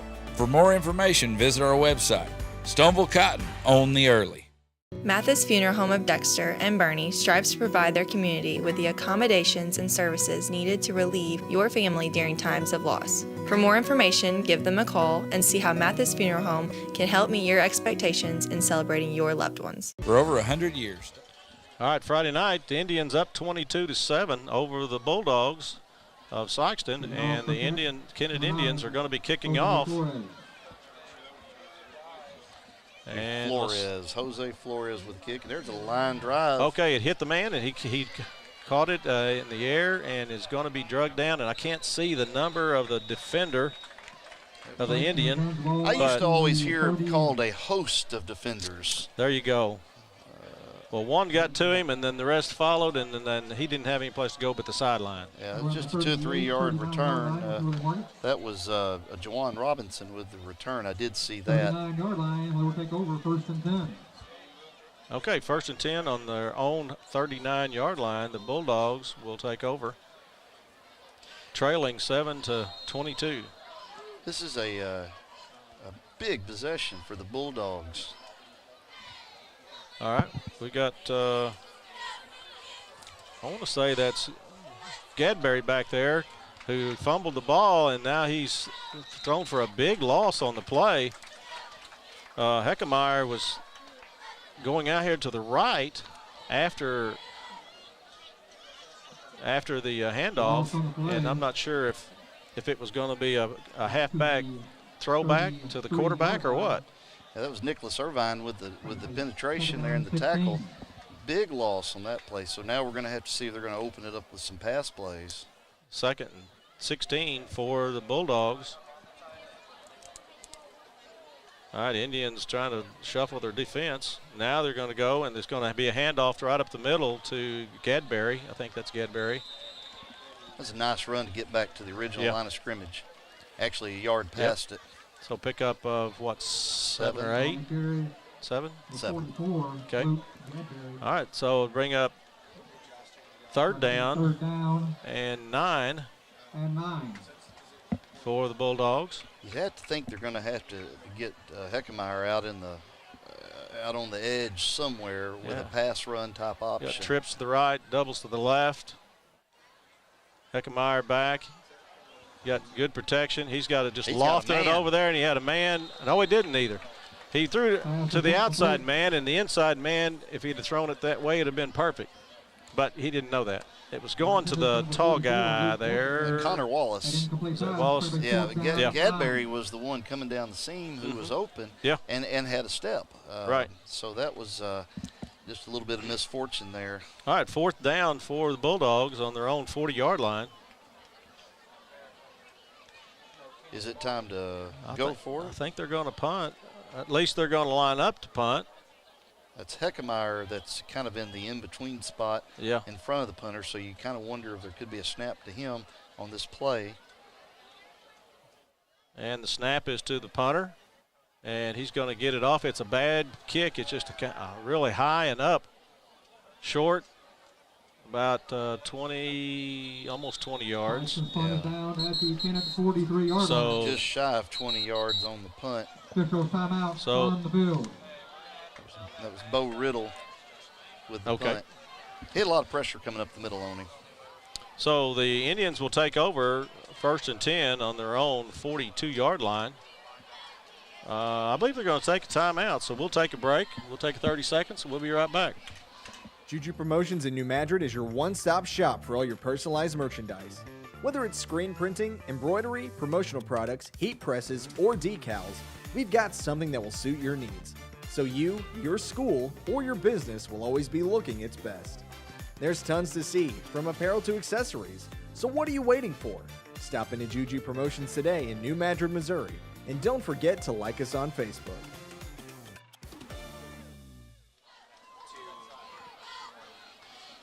All right, here we are with at Metz Cherry Stadium in Kennett, Missouri, where the Indians are leading 22-7 over the Sikeston Bulldogs. And Kennett takes over on their own 42-yard line, 1st and 10. We want to make sure that everybody remembers next week we'll be going to, A-Corp Media will be going to Dexter, where it'll be homecoming, and they'll be taking on the East Prairie Eagles. All right, we got a full backfield and a pistol, as they call it, here at Kennett. Pierce got a good snap count, and it drew him off, so that'll gain them 5 yards. So it'll be 1st and 5 for the Indians. And you hate to call out a lineman. They're down in the trenches working hard at it, but sometimes it's hard to see numbers, but we could see that was number 64, Brody Young, right over the ball. But that was just one of those hard snaps. Yeah. And Pierce did a real good job of calling it out and making him think that he was going with it. All right, here we go with Pierce and the backfield, which is, I think that's Boatman. It is Boatman. And he went more up the middle this time. He's going to have the 1st down, about a 5-yard gain. Yeah. This guy on this side says move the chains, so they're going to move the chains. It'll be 1st and 10 for the Indians on about the 48-yard line of the Bulldogs. Again, 6 minutes here in the second quarter. Indians winning or ahead 22-7. And they've got the Bulldogs defense kind of on their heels right now. Everything seems to be downhill for the Indians. So really important that the Bulldogs try to find some sort of way to get a stop. All right, now they're out of the pistol now, and it's going to be a pitch to Boatman to the right side. He's got blockers. He just jumped about 2 yards to get clear. And he's going to be close. Oh, now he is got a 1st down. The second effort after he was being pushed backwards, he slipped out of the hands. And are they going to give it to him? Well, it looked like it. Yes, yeah, they're going to give it to him. They're going to give it to him. Okay. So 1st and 10 for the Indians. Boatman needs a rest, he says. I don't know if anybody's looking for him. Replacement. It just means it could be a Rogers touchdown, because when he comes in for Boatman, he seems to score. Boatman's put in a really nice first half for the Indians. He's getting close to 100 yards already. I'll tell you what, he's a tough runner, isn't he? He is very tough. All right, he got the pistol, and they're going to get the snap, and Rogers going to jump outside instead of going up behind his blockers. He jumped outside. I guess he saw something out there. He still gained about 3 or 4. He gained about 4 on the play. Yeah, he makes it 2nd and 6 for the Indians. Ball spotted at the 34-yard line of the Bulldogs. Pistol. Pierce, we got a whistle. It's going to be a false start or a motion or something. Or the clock run out. Oh, yeah, illegal procedure. That'll be 5 against the Indians. And that'll bring it back to the original line of scrimmage. And it will be, there's 1 yard behind the original line of scrimmage because they only picked up 4. So now it's 2nd and 11 for the Indians. That's Marquise Pittman in the backfield now with Rogers out. All right, handoff to Pittman, and he is going straight up the middle, or off the right side, right behind his blockers, and he slid into the inside at the last minute, picking up about 4. Third down and 7. Pittman's got legs too. Who do they have that don't have legs? Well, we saw Parker with the 2-point conversion, so we can't say he doesn't have legs. Boatman's been a workhorse all night. Pittman did a good job. And let's don't forget Evans. Yeah, well, you said Evans. Evan Parker, yeah. Yeah. So now we got 3rd and 7 at the Bulldog 35. All right, moved his guys back up the line of scrimmage. That's going to be Pierce. He wasn't going anywhere. What a play by both number 21 and number 8 there. Yeah. That's the Bulldogs. That's Jace Riddle and Trez Clark with the penetration there. And man, what a. They've run 2 or 3. Indians have run 2 or 3 option plays and have never pitched it. And I'm not sure exactly, I'm not sure what they've taught them. But both times wasn't a big gain or a loss, whichever one it was. All right, it's 4th and 11 for the Indians. 4th and 9, and he's going to Pierce is back to passing a screen pass to Boatman, who has got. He is not going to get the first down though. Yep, they gave it to him. He went up there to the.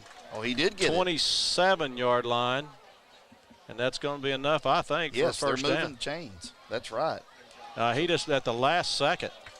So that was a 10-yard pass play when they needed 9. Yeah, they needed 9. You're right. I missed it. All right, first down for the Indians. Again, the Indians up 22-7 over the Bulldogs with 3:15 here in the second quarter. It was a big conversion because the Bulldogs really could have used a stop there as we're getting close to the end of the second quarter. Now we've got Parker back in the backfield. Now, that's kind of comical there. Parker was the blocker, and Boatman was past him in about a half a second. Yeah. Oh, yeah. So that didn't work like it should have that time. All right, second down, pickup of about 3 for Boatman. We got Rogers coming back in for Boatman. Sykeston defense now has to be getting a little gassed up the middle. But they're ready for halftime. The offense for Kennett's been on the field for quite a bit in this first half. All right, the pistol, and it's to give to Rogers. It's a fake. It's a fake. So Pierce, I don't think Pierce can outrun him. No, what a nice play on the edge. But he still gained a couple 3. The Bulldogs, number 23. Dontrez Williams on the stop, and that was some really good pursuit. Pierce is fast, but Williams really took a good angle and held that to, about a 3 yard carry? Yeah, a couple yards. So third and about, 4 or 5, about 5, I guess. See what the Indians are going to want to do here with the difficulty that they have had on the last couple of 3 plays. I don't know, it's kind of questionable what they might get going, because I don't know if their pistol's going to work anymore. We'll see. Yeah, and we got a time factor too now. 1:39 left to go. Here's the pistol play again, and Boatman is going to be. It's going to be. Well, it's going to be close. The line judge over there looks like he's right on the first down line. They may have to measure this one. Yeah, we'll see what the officials are going to do. They're moving them. All right, 1st and 10 again for the Indians. They just keep driving down, and that's going to be, it's going to move the Indians into the Young Real Estate Red Zone. That's prime real estate for scoring. For all your real estate needs, see Young Real Estate. Now that was professional. I don't know about that. But that anyway, was professional. I tell you, we remembered to do it this time. I've learned a lot. There we go. Was that Rogers? No, it's Boatman. Boatman again, about a 3 yard carry. And now again, we're down to minute 9. Kennett has 1 timeout left. Boatman is inside the 10 at the 9, about the 9-yard line. So second down and 7. That's actually the 14 there. Yeah, 14. What did I say? The 9? Yeah. You know. It's a long ways down to the I was field. only a from math here. teacher. What's the deal? It's a long ways down there to the field, too. Well, I got this other thing in my face. Oh, that's right. What's the camera? You just stick your finger in front of it. All right, the pistol, and it's the fake. Now he's got a man open almost in the end. Oh, touchdown for the Indians. Will Gaines. And so Pierce on a bootleg to the left was able to get a man open. He had about four steps on the defender. And that'll bring another 6 points on the board for the Indians and makes it score 28-7 with 33.6 seconds left in the first half. Well, it's a dagger right here before halftime, and as you recall, Kennett deferred. They'll get the ball back at the beginning of the third quarter, so Sykeston's going to have a lot of thinking to do at halftime. Kennett's really taking control of this game. All right, Pierce is over here to the left. Last time this snap went directly to Parker. He may take off again, and there's a jump pass. Oh, look at that pass from Parker to Caleb Duncan. Caleb Duncan. That's like a tight end dump. The Tim Tebow right there. Yep, everybody wanted to get Parker, and he just dumped it off. Wow. Nice play right there for the Indians. Good call from the coaching staff. That'll make the score 30-7 in favor of the Indians with 33.6 seconds. Let's take a quick break. We'll be right back.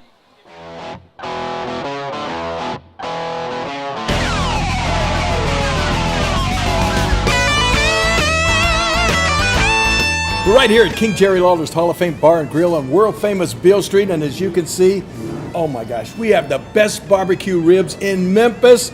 Oh my gosh, the gumbo is out of this world, but you gotta try the King's Triple Decker Slam Burger. You'll love it. Oh yeah, he's big. Okay, we're back on, and I tell you what, these Kennett Indians have just turned it around. The first two series of possessions, I should say, the Bulldogs had it and gave it up. The Indians gave it up, then the Bulldogs gave it up. And I tell you what, it's just been back and forth, but then Kennett took off. Well, Sykeston got scored, and Kennett took off. It's just been Kennett the rest of the half. Well, they simplified things. They got down to running, behind the strong line, and here's a good run back. Now that run started about the 22-yard line. About a 25-yard return. That was Trez Clark. And that could set Sykeston up to do something here. They've got 2 timeouts left. I want to get back to Evan Parker. That's a lineman's dream. He's running a 2-point conversion and then thrown a 2-point conversion. The senior, those are moments you don't get back. No, that's exactly right, because this is maybe the last time he does anything. I don't have a clue what he's got ambitions for. All right, ball's on the 46-yard line. The Bulldogs with 27.6 seconds left in the half. They've got to do something quick. Well, that's a different quarterback in. Yep. Number 3. Number 3. He's a passing quarterback, you can tell. He overthrew number 33 and can't see who the other one is. Number 11. Okay. Number 11, that was Connor Wallace. Now the quarterback is Caden Craig. Sherrod. Let's go with Sherrod. And sure as the world it'll be Sherrod. Yeah. And folks, we apologize if we mess up a child's name. It's not intentional. Well, it could be intentional. No, I'm just kidding. No, we definitely don't mean to do that. No. Okay, 2nd down and 10 for the Bulldogs with 20.6 seconds. That took off 7 seconds. And we got a big shift, but the shift came with, I'll tell you what, the shift came with the line, and I guess the new quarterback didn't have the right signal. Well, I made the mistake of looking down, and when I looked back up, there was people moving everywhere. Yeah, had the 2 of the left linemen pulled to the right, and the right guard shot forward. All of that you can't do. No, without the ball being snapped. Right. Yeah, that's what happened. The ball forgot to be snapped. Yeah. The center didn't do anything. All right, here we got Caden Craig back there. He's going to be looking deep again. Well, that's pretty good coverage there. Yeah, I'll tell you what. You know, I think, and he's got I would say a legitimate, but the guy on this side, 20, is that 23, Dontrez Williams. He was trying to run a pattern, and the defender wouldn't let him run his pattern, but he didn't get a call. That's Will Gaines, and that was really good defense there. Gaines is a really fast player. Hey, there is a flag out there, and we seem to be walking towards the Kennett end zone. Must have been a late hit on the quarterback. Okay, personal foul, whatever it was.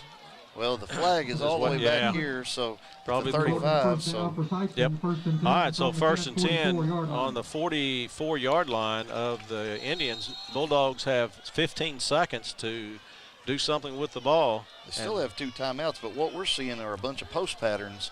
If you play Madden on your PlayStation, I know you play a lot of Madden. All right, he's going to take it himself.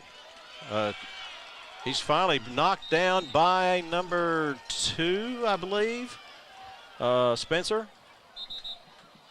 Yeah, Spencer with the tackle. Boy, that was a good run. Yes. Definitely Kennett wasn't looking for that run.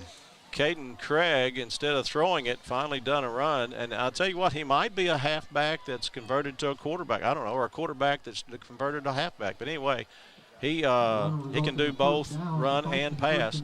It's going to be 4.8 seconds. Timeout on the field. And all right, we got a timeout, so we'll take a break, and we'll be right back.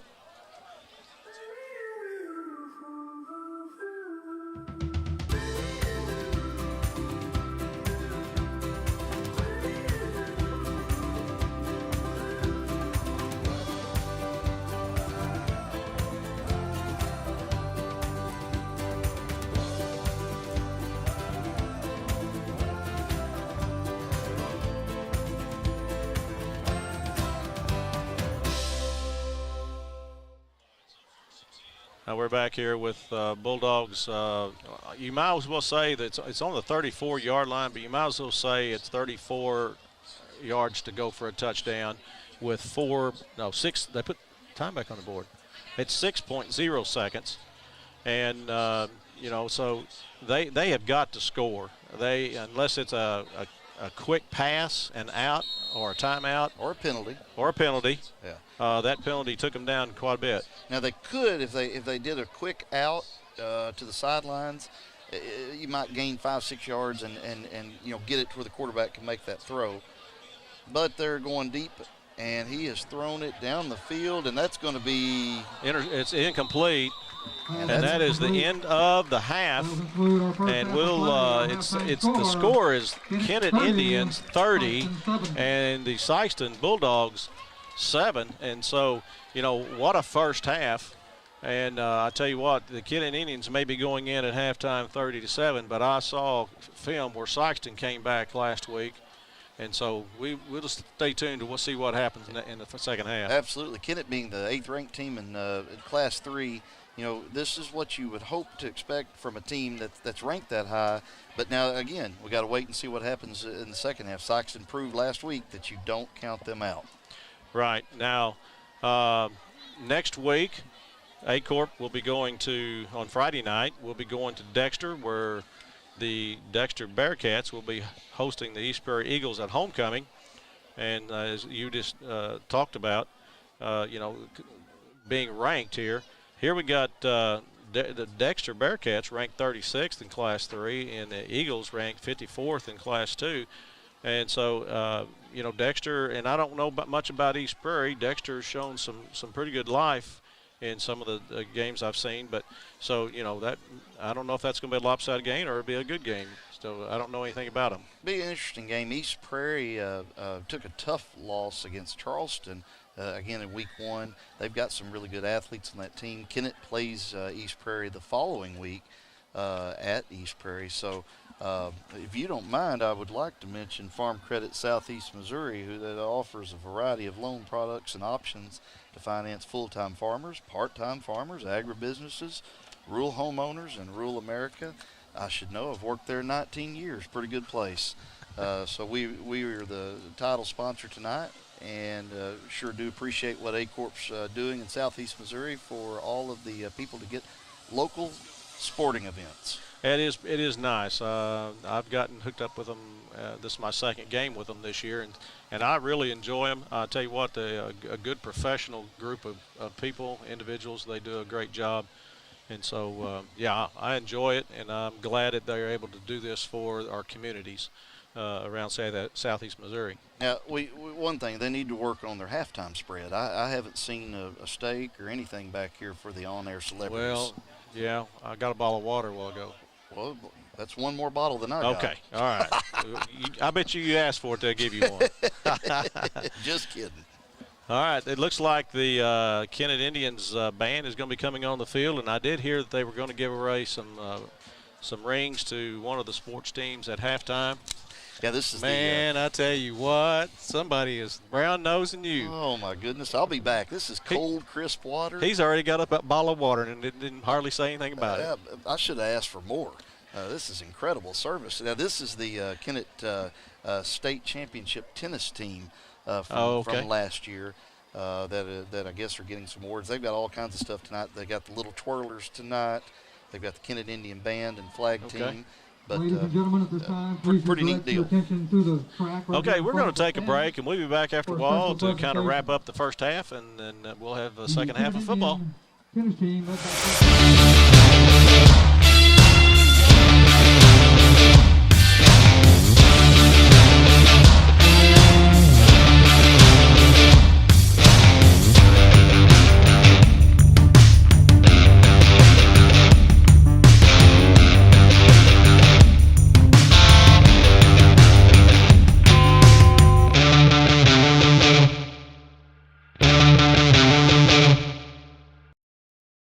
Growing cotton in the Mid-South is hard work. As a farmer, you make tough decisions every day. Choosing a cotton variety shouldn't be one of them. Next-gen brand varieties from Americot are bred specifically for cotton growers like you. We're 100% independent and farmer-owned. Plant cotton that works as hard as you do. Americot. All we do is cotton, all the time.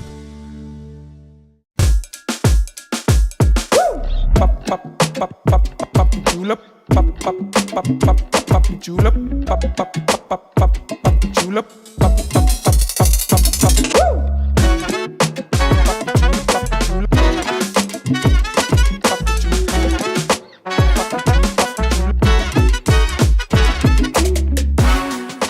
If more than not on the back of your vehicle, you paid too much.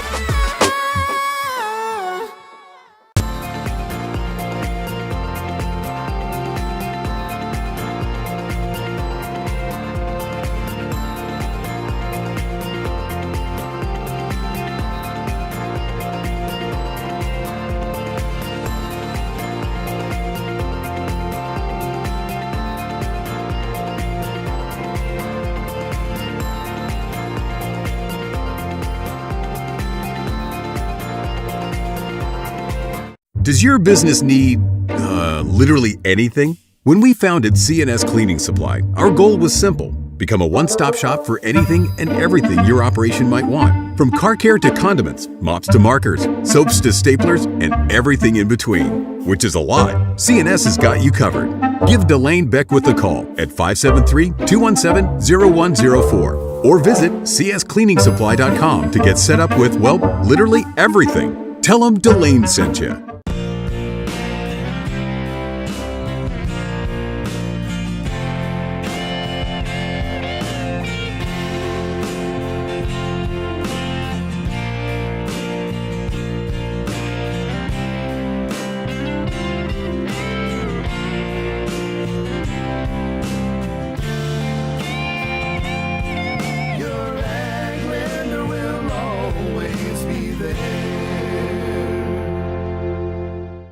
If you feel like you never get the time you need with your insurance agent to find the right coverage, it might be time to make a change. Tyler Miller of Flatland Ag Insurance in Clarkton works to make sure, each and every day, that his clients feel they are taken care of. With years of experience in crop insurance in 4 states, he strives to provide you with the exact coverage you need for your specific situation. For more information, give Tyler a call at 573-276-8044. Here's to another great year. At Focus Bank, we believe in really free checking. What does that mean? Well, opening an account requires no more than $25 with no minimum balance requirements or monthly service charges. You'll also have access to online and mobile banking, online bill pay, direct deposits, mobile deposits, automatic payments, e-statements, a nationwide network of ATMs, and an instant issue debit card, all for free. Your first order of checks is on the house, and you'll also receive a complimentary thank you gift. Come visit us in Sykeston, Charleston, Crothersville, or East Prairie. Focus Bank, simple, hassle-free checking that's really free.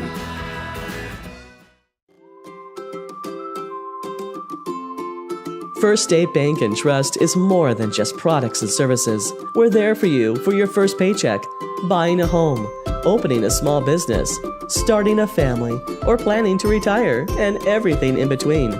We're the local bank you know and trust for all of your financial needs. Visit fsbtrust.com or stop by your local First State Bank and Trust to explore all of your financial options. Equal housing lender, member FDIC. First State Community Bank has been named the #1 bank in Missouri by Forbes, and we think they might be onto something. When it comes to banking, we've always said that people should come first, and we hold true to that idea. Opening an account has never been easier. You can even do it online.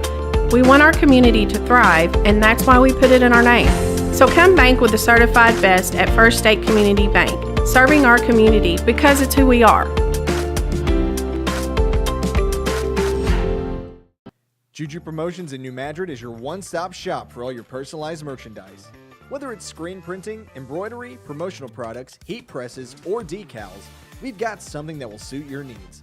So you, your school, or your business will always be looking its best. There's tons to see, from apparel to accessories. So what are you waiting for? Stop into Juju Promotions today in New Madrid, Missouri. And don't forget to like us on Facebook.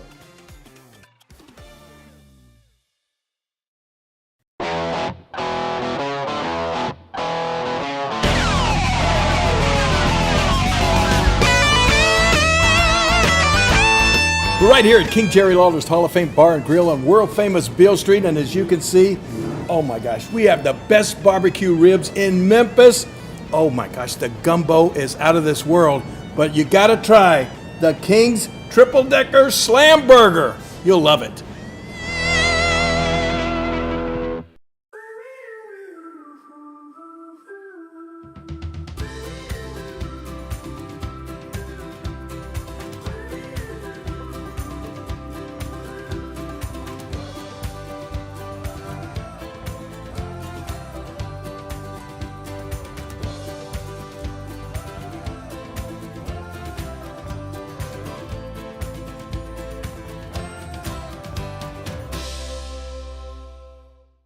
Mathis Funeral Home of Dexter and Bernie strives to provide their community with the accommodations and services needed to relieve your family during times of loss. For more information, give them a call and see how Mathis Funeral Home can help meet your expectations in celebrating your loved ones. We're for agriculture, for growers, doers, whatever it takers. We're for doing things with purpose. We're for the little guy with big guy dreams. We're for agriculture. We're for you. Nutrien Ag Solutions, leading the field. The best fall tradition in Northeast Arkansas is back, Pumpkin Hollow. Make sure to try out all the exciting things that Pumpkin Hollow has to offer. Get in the action on the breathtaking zip lines. Get up close and personal with the friendly farm animals. Get lost in the enormous corn maze. Get your thrills at the scariest haunted attractions in Northeast Arkansas. And don't forget to pick out the perfect pumpkin or fall decoration to take home and enjoy. Only at Pumpkin Hollow, the fall tradition for the entire family. In a very short period of time, we've experienced amazing growth and success at Southeast Orthopedics and Sports Medicine. And through it all, we've had only one goal: to get you back to life. And when things get better, when you feel better, we'll be right here to cheer you on. Southeast Orthopedics and Sports Medicine, always by your side. For over 100 years, Stoneville Cotton has helped farmers stay strong and win their growing seasons, delivering protection against key weeds and insects to maximize their yield potential. For more information, visit our website. Stoneville Cotton, own the early.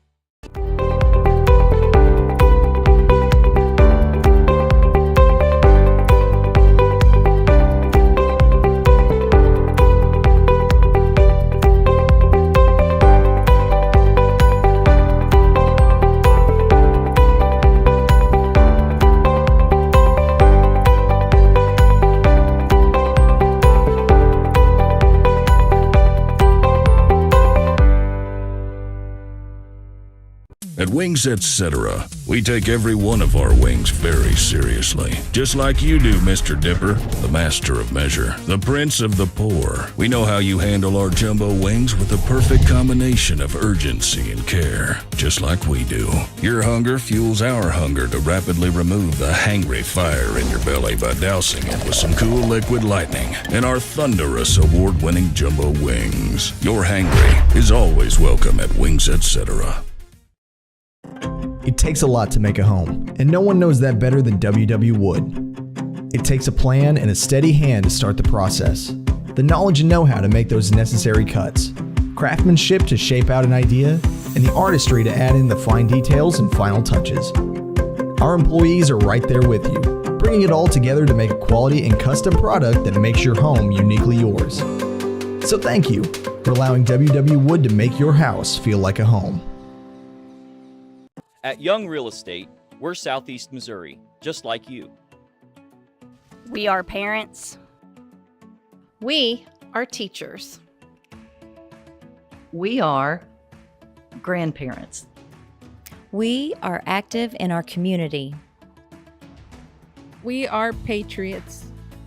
Serving all of Southeast Missouri, and we are here for you. We are Young.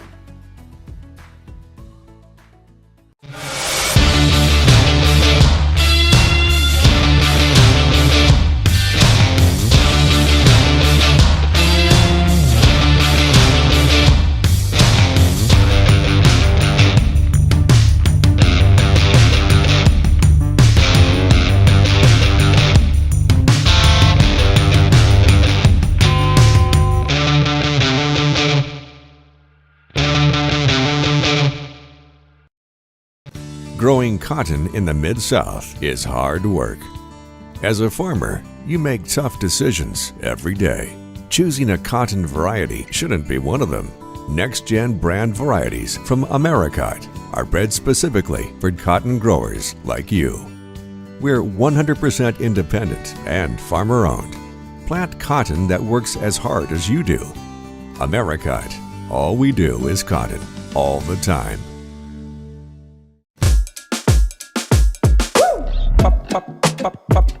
Julep, julep, julep,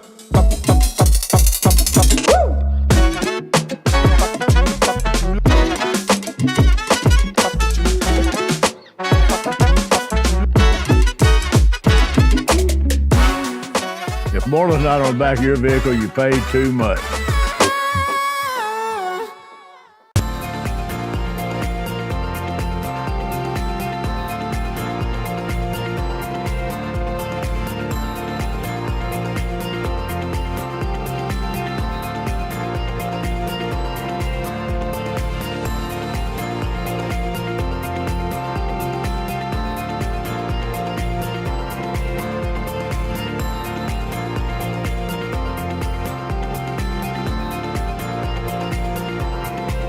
Does your business need, literally anything? When we founded CNS Cleaning Supply, our goal was simple. Become a one-stop shop for anything and everything your operation might want. From car care to condiments, mops to markers, soaps to staplers, and everything in between. Which is a lot. CNS has got you covered. Give Delane Beckwith a call at 573-217-0104 or visit cscleaningsupply.com to get set up with, well, literally everything. Tell them Delane sent you.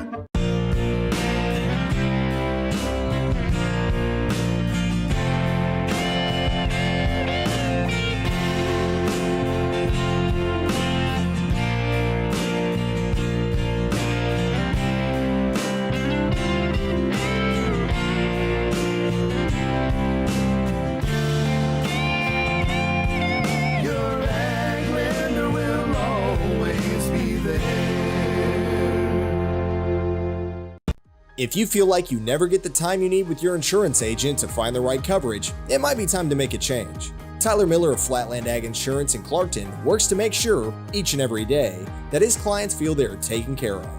With years of experience in crop insurance in 4 states, he strives to provide you with the exact coverage you need for your specific situation. For more information, give Tyler a call at 573-276-8044. Here's to another great year. At Focus Bank, we believe in really free checking. What does that mean?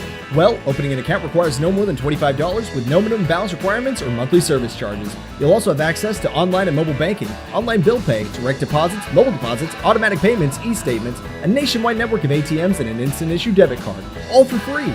Your first order of checks is on the house, and you'll also receive a complimentary thank you gift. Come visit us in Sykeston, Charleston, Crothersville, or East Prairie.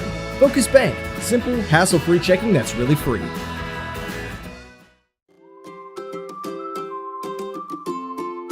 First State Bank and Trust is more than just products and services. We're there for you for your first paycheck, buying a home, opening a small business, starting a family, or planning to retire, and everything in between. We're the local bank you know and trust for all of your financial needs. Visit fsbtrust.com or stop by your local First State Bank and Trust to explore all of your financial options. Equal housing lender, member FDIC.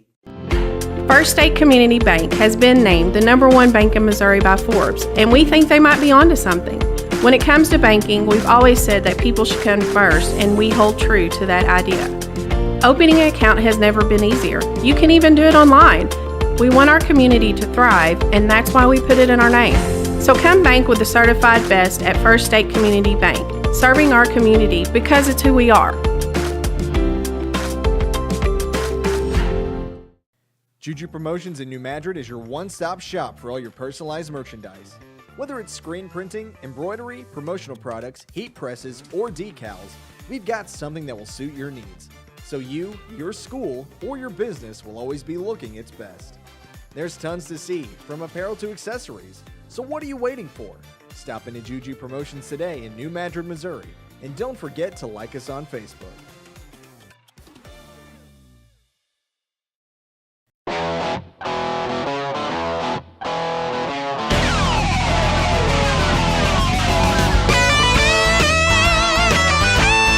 We're right here at King Jerry Lawler's Hall of Fame Bar and Grill on world famous Beale Street, and as you can see, oh my gosh, we have the best barbecue ribs in Memphis. Oh my gosh, the gumbo is out of this world, but you gotta try the King's Triple Decker Slam Burger. You'll love it.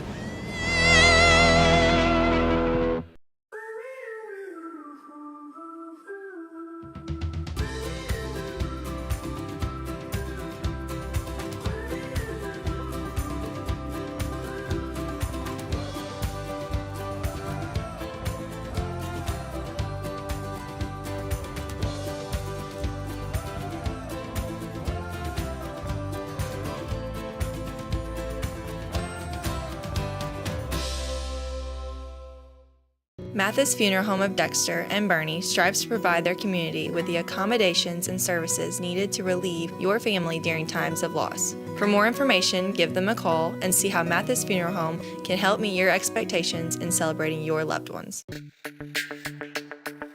We're for agriculture.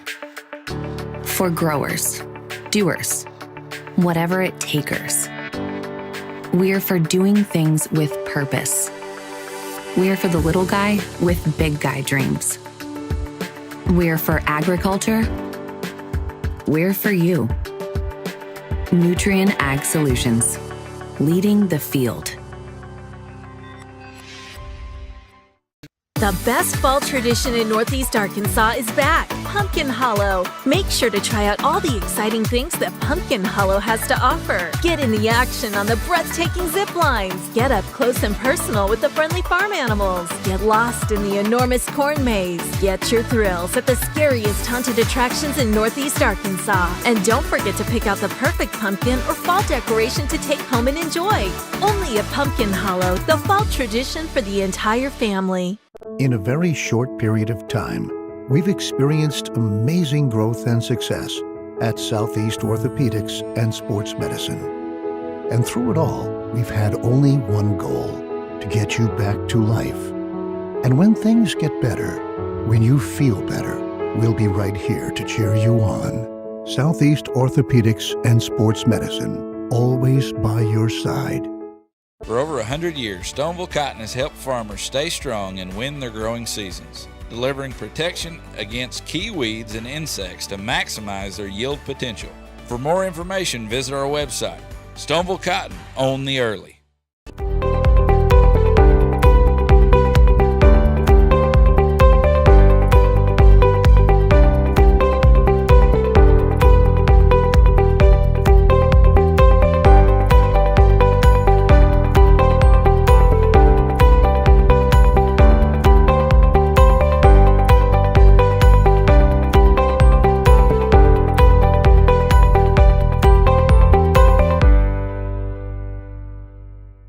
At Wings Etc., we take every one of our wings very seriously. Just like you do, Mr. Dipper, the master of measure, the prince of the poor. We know how you handle our jumbo wings with the perfect combination of urgency and care, just like we do.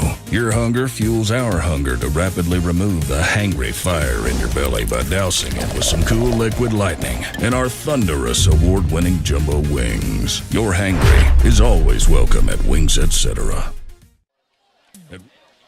Welcome back here at Metz Cherry Stadium. Did I say that right? You said it right. Metz Cherry Stadium here at Kennett, Missouri, and it's been a great first half. It started off a little bit on the slow side where the ball was being turned over back and forth on downs and such, but they just started doing a little bit of scoring. Then all of a sudden, Kennett, like you said earlier, simplified things, and they've just been taken over. Yeah, I mean, Sykeston scored the first touchdown of the game mainly off of a really nice fake punt that they ran early, caught Kennett totally off guard, and then they went ahead and drove it on into the end zone. Kennett responded with a good drive, and then really a bad turnover on a high snap that was a fumble recovery and touchdown. And that seemed to be a big momentum breaker, and since then, Kennett has pretty well been on a roll. They have. You had a few stats for the first half. Oh yeah, these are so unofficial. They don't even deserve a sponsor. Oh well, you just go ahead and say something. We'll take care of the sponsor later. Yeah. That's the corporate people that have to do that. Just want to mention, Joseph Heckemeyer, the quarterback. For most of the first half, he's their leading rusher. I have him with 6 carries for 26 yards. Most of that came on the fourth down fake punt play. I have him at 2 for 8 passing with 16 yards. The other quarterback who came in on the last possession, Caden Craig, he was 0 for 2. The one big catch was Marcus Sanders Jr., a 19-yard completion for Sykeston on offense. For the Kennett Indians, their leading rusher was Bateman. Boatman? I'm sorry, I should know better than that. Daniel Boatman. He had 16 carries for 97 yards. Just a pretty steady diet of running there. And then the other running back was Marshall Rogers. And not a lot of yardage, really, 9 yards, but had a couple touchdowns. And then Tanner Pierce went 6 for 9 in the first half, 54 yards, 1 touchdown pass that he did throw to Will Gaines. Gaines had 18 yards in reception. So along with the touchdown, Riley Spencer also had 18 yards on 2 completions as well. So, we'll see what happens in the by the way, Pierce added another 30 yards on the ground, so kind of a dual threat as well. So it's going to be up to Sykeston to they're really, to make this a competitive game, they're going to have to make a stop on this first possession. Kennett gets the ball and trying to get the ball moving their way in order to get the. And we know they did that last week. Mm-hmm. So yeah, Sykeston fans don't quit on this team just yet. Last week is a prime example. Yeah, that's right. Of what a team can do in one half.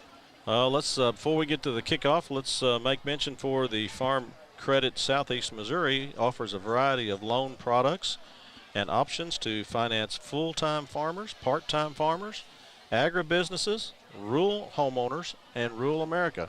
Farm Credit Southeast Missouri is our sponsor tonight, and you might have a little bit of favoritism there. I can't think of any finer sponsor that A Corp could have.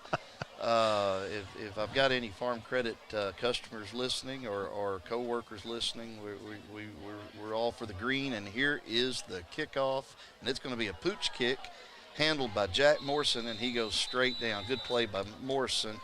to not risk any kind of fumble. Well, again, the short kicks, the pooch kicks, and whatever you want to call all these things, I don't know that they just don't want people to run it back or if there's an issue somewhere. Pittsburgh scored again, 6-2. You were supposed to have a good – are you like a bad luck charm? I don't know what it is. Something's going wrong with the Cardinals.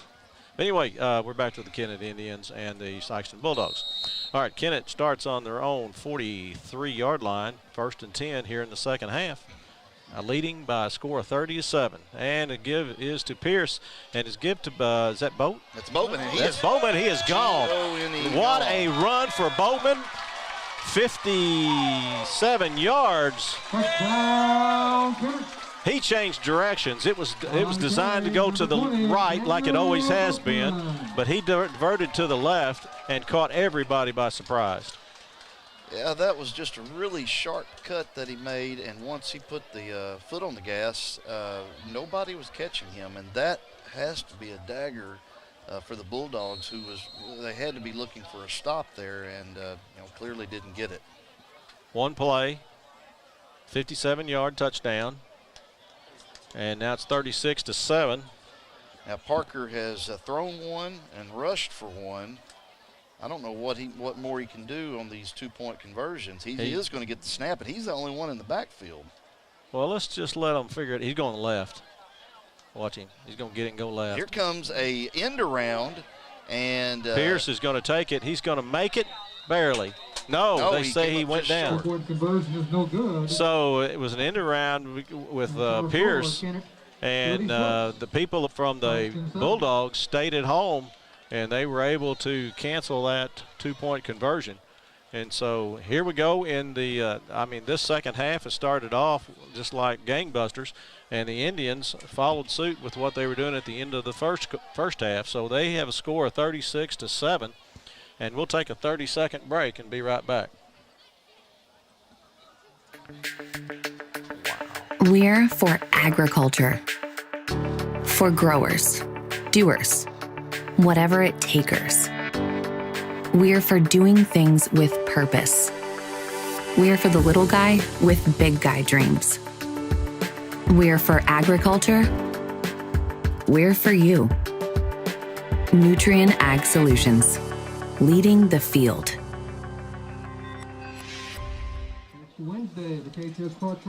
All right, again, back here with getting ready for the Kennett Indians to kick off to the Bulldogs. And so we have, I didn't catch his name. That's Flores. Is that Flores again? He's going to kick I'll tell you what, they're going to deny this penalty because they'd lose 2 or 3 yards. The ball went out at the 38. I believe the 38. You can't see for all the players. 38. Last. It's a 5-yard penalty. Last Sunday night, I watched the LSU football game, and I was calling. I'm a big LSU fan, and I was calling for the firing of the special teams coach.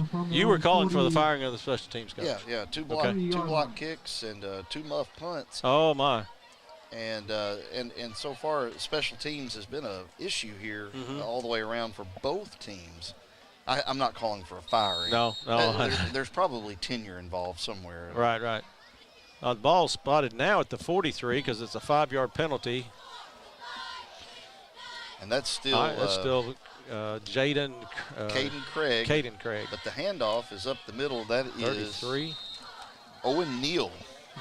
No. Wrong. I did. Sherrod. Sherrod, yeah. Keodrick. Sherrod. All right, pick up of about 3 on the play for Sherrod, and it's going to make it a 2nd and 7. And I'm not sure what happened. What's the deal with Heckemeyer? Well, I'm looking for him. We haven't seen him in a while. But he's over there. I see him. Yeah. On the sidelines, he doesn't appear to be hurt. So this must be a. And the handoff is to Sherrod again, and loss on the play, coming around the backside. Number 8, Travion Walls. Well, that's a good tackle for the Indians, and it's going to loss of looks like 1 yard. Make it 3rd and 8 for the Bulldogs. Again, if you're just getting in the first half, went a little slow and then picked up pace, and then Kennett just followed suit in the opening drive here in the third quarter, leading 36-7. I mean, I don't know about you, but I'm a little surprised at the conservative play calls here. 2 running plays up the middle. You're going to struggle to come back at a 29-point deficit with run plays. Now he's going to pass to the man right, just a slant play to number 11, Wallace, and it went about 3 yards in front of him, and he just kind of reached out there, but he wasn't going to catch that. It was too far in front of him, and I don't know if it's because pattern was different than what the quarterback thought. This is a different quarterback, again, than Heckemeyer, and Heckemeyer is the one that started the game. Heckemeyer is the one that we heard lots of praises about. Looked like he stopped on the route. To me, he kind of stopped and didn't complete the route. I'm not so sure the pass wasn't on target. All right, 4th down and 8. It looks like Kennett is going to punt, and we'll see if that is true. This is Sykeston, Bo Riddle. All right. Oh, he kicked it into his own man. It's going to be downed by a Bulldog. That was actually a Heckemeyer, I believe, that was hitting the back with a punt. Was it? I believe it was. Okay, so, all right, Kennett's going to take over on their own 48-yard line after a kick that ended up hitting one of the backs. I think it's Heckemeyer, we're not sure, but anyway, it darted off, or it went off to the left side and probably would have been a good kick, but they only got an 8-yard gain out of that, or 8-yard turnover. All right, 48-yard line here. The Kennett Indians going with 10:05 here in the third quarter. Man comes up to the flanker left, and a bad snap, and Pierce is going to keep it. He's going to get a little bit of room. He almost broke loose of that last tackle. He's going to pick up about 3. Bring up 2nd and 7. He's making something out of nothing there. Low snap. Actually looked like 2 sets of hands kind of went for the ball. And it did, yeah. Goes without saying, Sykeston's got to have a stop here. All right, Pierce back, and he's going to hand off to the back in the backfield, which is Boatman. Now that was a nice tackle there out of the bottom. Who got his legs? He's coming up right, 44. Yeah, he's one, and that's the guy who carried it a while ago, the Gadberry. Luke Gadberry. I should remember his name. He's got a good first name. Yeah, he does. Kent Luke here beside me in the announcing. I don't know what you can't call this a booth. Crow Nest. Crow's Nest. That's right. That's right. All right, 3rd and 8. We may see Pierce try to air this one out. Yeah, Boatman's going up to the side. Is that Boatman? That's yeah, Boatman, Boatman's going up the side on the left side. Man in motion is going to pass to him. Gaines is he can fly. Good block by Boatman. Good stiff arm by Gaines. He got 8 or 10 yards after the stiff arm. I'll tell you, Jimerson Patterson was a trucked. That's what the kids call it these days. What now? A truck? He was trucked. He was trucked. Yeah. Well, that stiff arm got him about 8 or 10 yards. And that would have been about a 15-yard. That's actually a pass completion there. That's the second one. This one made much more yardage than the first one. All right, give is to Boatman right up the right side, and he darted outside. Then he keeps spinning, and they gave him about 3 or 4 yards by spinning him. And he's going to get up to about the 16-yard line. Big pickup. About a 17-yard gain. First down. That puts him well over 100 yards for the game. Matter of fact, puts him over 150 yards for the game. And we're in that red zone there, Kent. This is your moment to shine. Yeah, hang on just a second. Let's go through the play. And I'll tell you what, he might get a touchdown out of this. Boatman again, and he picked up about 6. Anyway, this moves the Indians into the Young Real Estate red zone. That's prime real estate for scoring for all your real estate needs. See Young Real Estate. We have a player down and hurt. I can't see the number. Looks like it's a Bulldog. So we'll take a quick break and be right back. The best fall tradition in Northeast Arkansas is back, Pumpkin Hollow. Make sure to try out all the exciting things that Pumpkin Hollow has to offer. Get in the action on the breathtaking zip lines. Get up close and personal with the friendly farm animals. Get lost in the enormous corn maze. Get your thrills at the scariest haunted attractions in Northeast Arkansas. And don't forget to pick out the perfect pumpkin or fall decoration to take home and enjoy. Only at Pumpkin Hollow, the fall tradition for the entire family.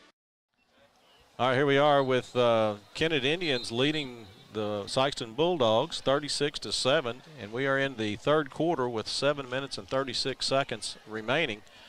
And I'm going to plug them again. I tell you what, we have not given Young Real Estate a good plug tonight like we should have. We missed a few, but, see them for your prime real estate needs, and they do a good job, and we're glad to have them as a sponsor. I definitely would use them if I needed them at all. He's got a man wide open in the end zone. Bootlegging. And there's a touchdown to Caleb Duncan, a 10-yard completion. All right, that was a great call by the coach. He had motion coming left from the 2 receivers, had a lead receiver out in front, and Duncan was the trailing receiver and was kind of running even with Pierce, so Pierce didn't have to throw back against his body. And a nice leading pass, too. Duncan caught it in stride. And, hey, we're getting close to a rolling clock here.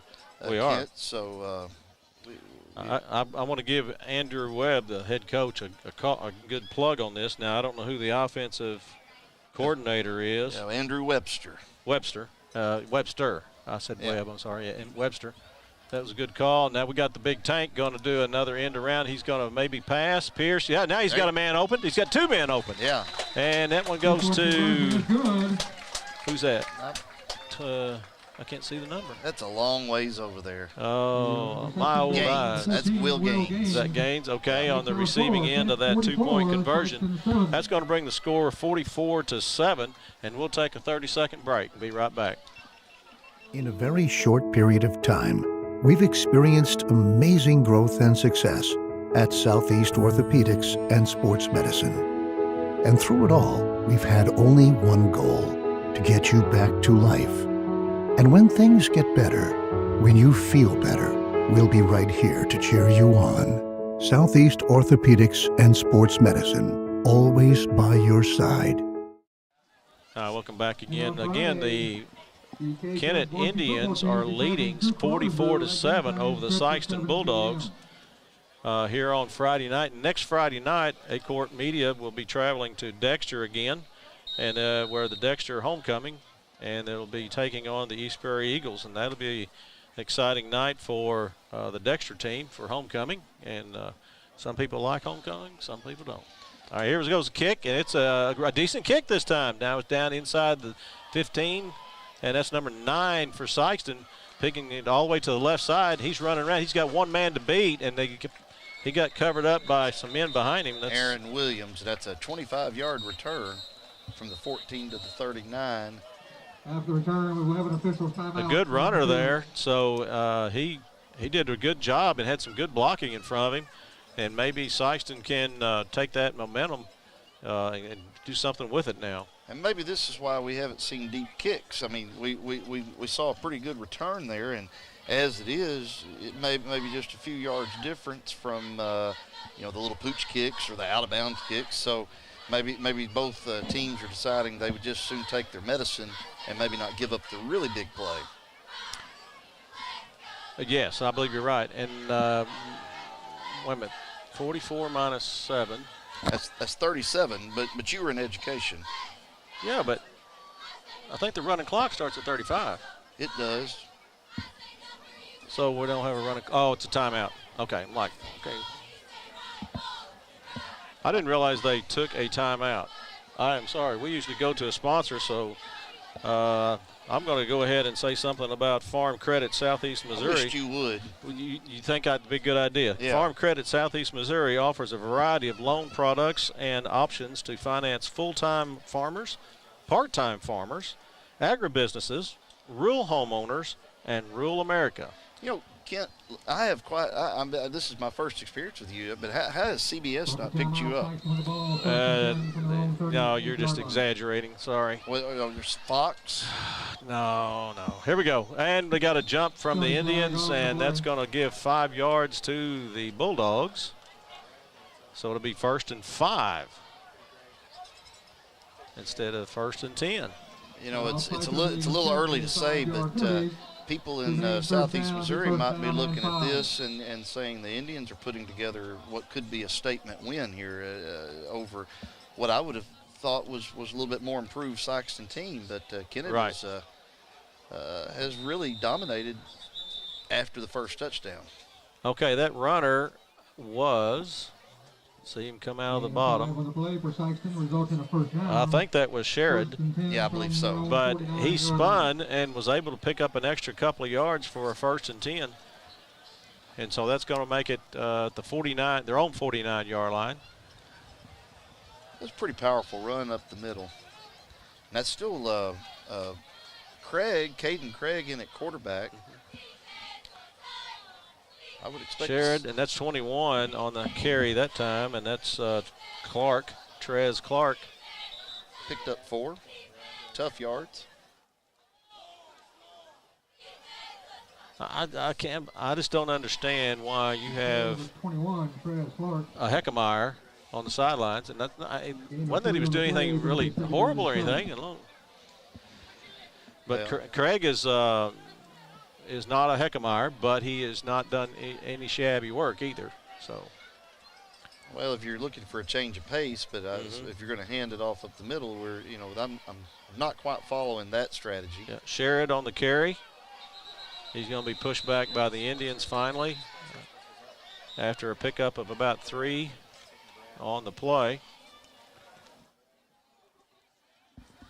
Going to make it 3rd and about 4. Hard to pick up who's getting the tackles when you have 3 or 4 or 5 in there. Yeah, it is.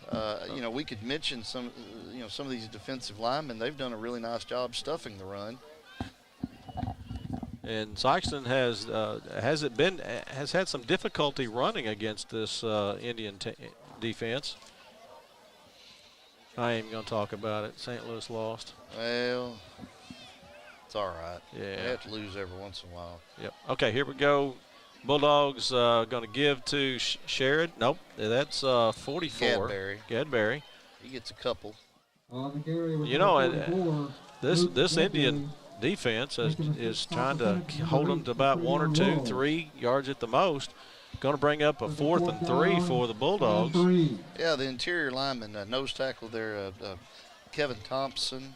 Trying to figure out that's that number 66 there, number 58 playing at left tackle there, Blake Raspberry. Those guys in the trenches have really been pretty dominant. All right, snap, and the keeper by Caden. He's going to go around the left side. He's going to be wrapped up quickly by, is that Pierce? No, that was. I couldn't see who that was. I believe that was Marshall Rogers over there. Okay. All right, so it's going to be a turnover on downs. So the Indians will take over with about 3:30 left here in the 3rd quarter. Indians leading 44-7. We have a mercy clock running. You might start seeing some substitutions here from the Indians. Don't see, it looks like the same group is in there right now. Don't want to take any chances, but yep, you don't want anybody hurt. You don't want anybody hurt, but at the same time, it looks like they're still going with their starters. Running the play clock down as far as it can go, and that's a give to Boatman. He just about got his jersey tore off, and now let me tell you something. Boatman had such a second effort that he got the first down. That was a 5-yard carry that turned into 10. And that's just a defense that's tired. Yes. I mean, that's a mix. I mean, let's give Boatman credit too. But the defense has seen this now. I mean, they've got to be getting tired. You're absolutely right. It's just a long game. It's only third quarter, but it feels like 4 to them. 46-yard line. All right, 1st and 10 on the 46-yard line of the Bulldogs. Kennett ball with leading 44-7 with just over 2 minutes left in the third quarter. Just another 13 yards, and Boatman, by my count, unofficially, as we said earlier, that put him at 200 yards on the game on the ground. 5 seconds on the play clock. And give to Boatman again. He's going to jump to the left side. He's going to get outside. Can he beat number 2? He's going to give a stiff arm to number 2, and he's finally going to be knocked out of bounds inside the 30 at about the 28-yard line.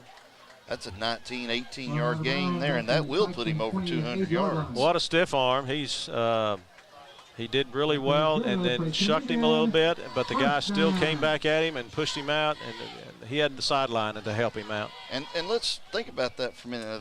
That Boatman is 5'8", 155, and he's that was Jimerson Patterson on defense, who he's 5'9", 145, so about equal size. But that downhill momentum just was a little much for him.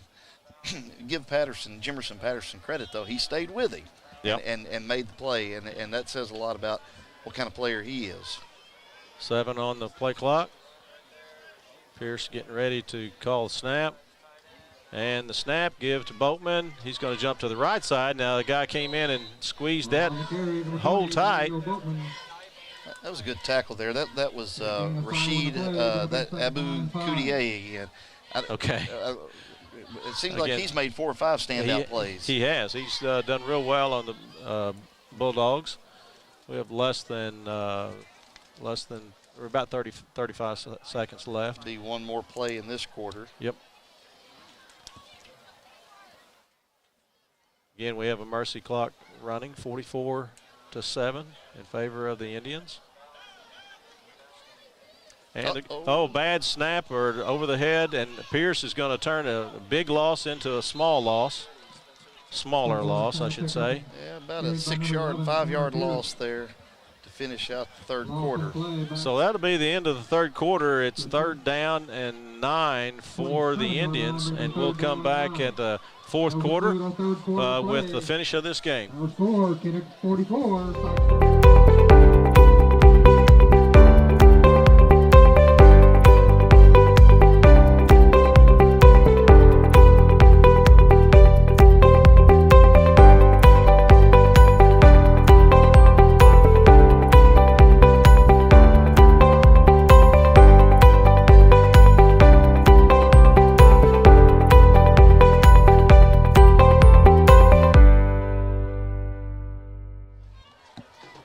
Here we are with at Kennett, Missouri. Metz Cherry Stadium. Thank you, Metz Cherry Stadium. I've never known the name of this. I've been here a lot, but I've never known it. But anyway, Metz Cherry Stadium, where the Kennett Indians are leading with a score of 44-7, and we're fixing to start the fourth quarter with it's Kennett's ball, 3rd and 9.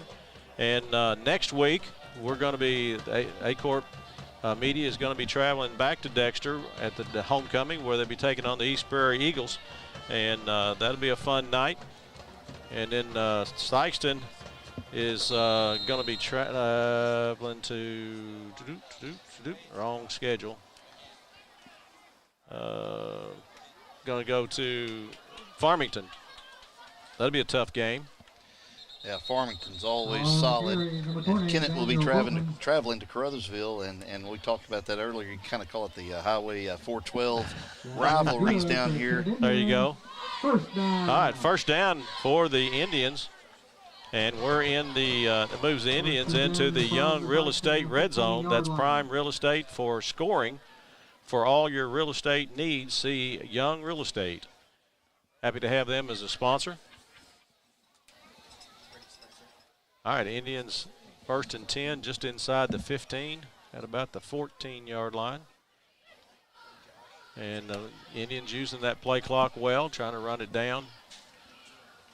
as much as possible, just inside 7. And the snap, and to Boatman. He's going to jump to the right, but he's got 3, 4 people on him, and they finally got him down after a pickup of about, looks like 5-ish.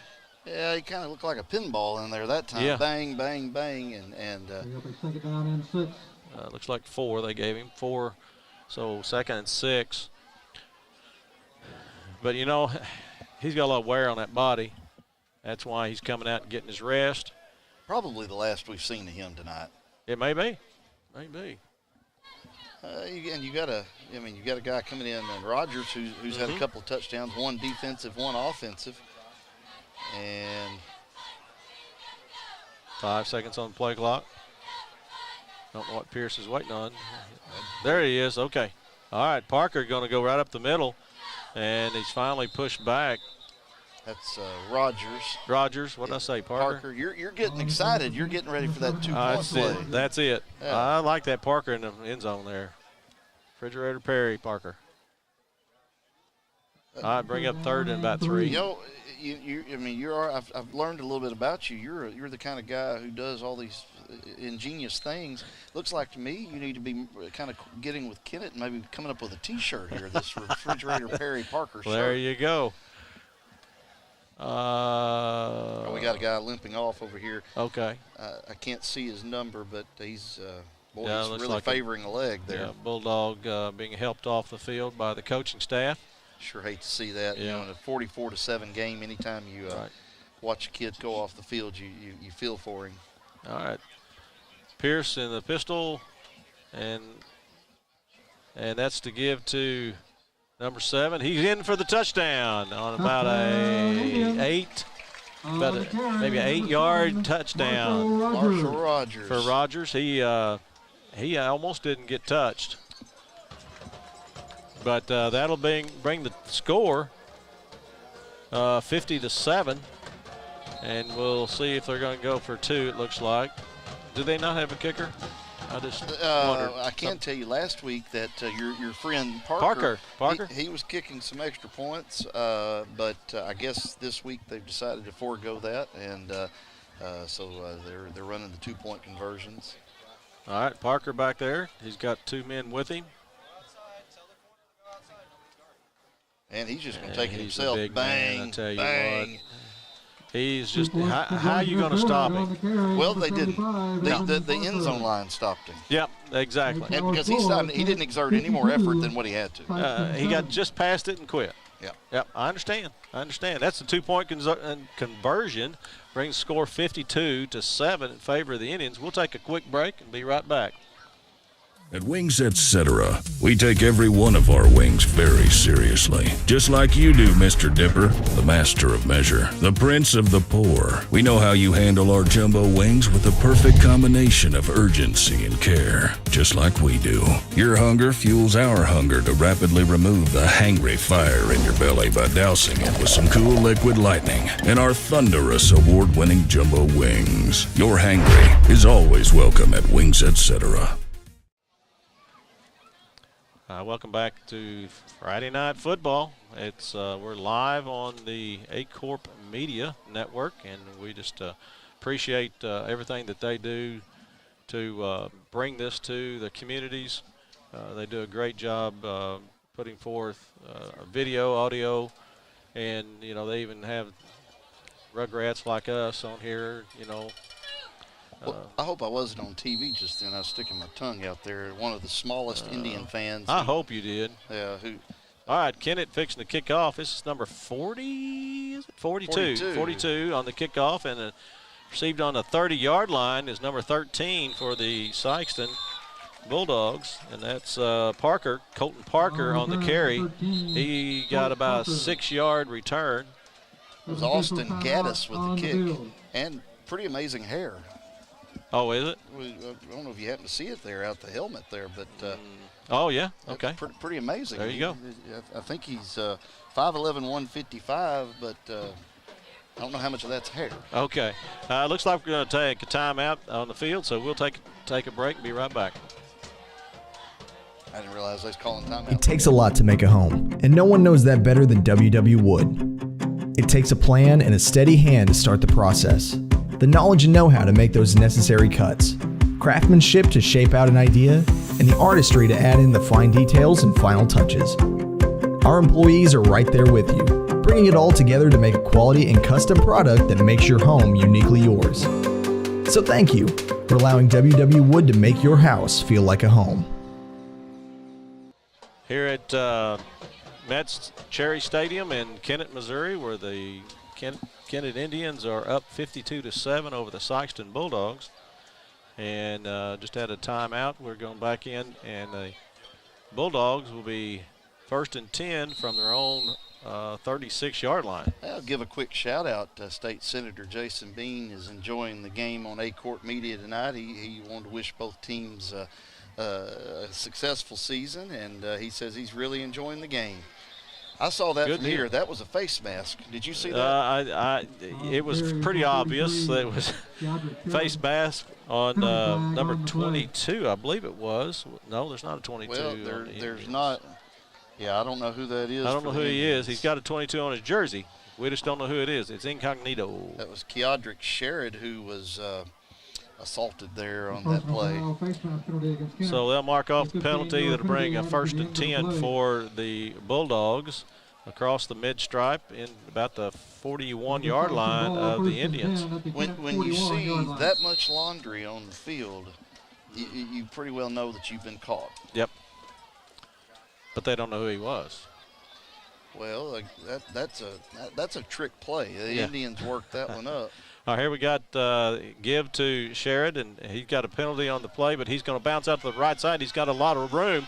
He's finally going to be drugged down by number 12, which is Potts. That was a good run.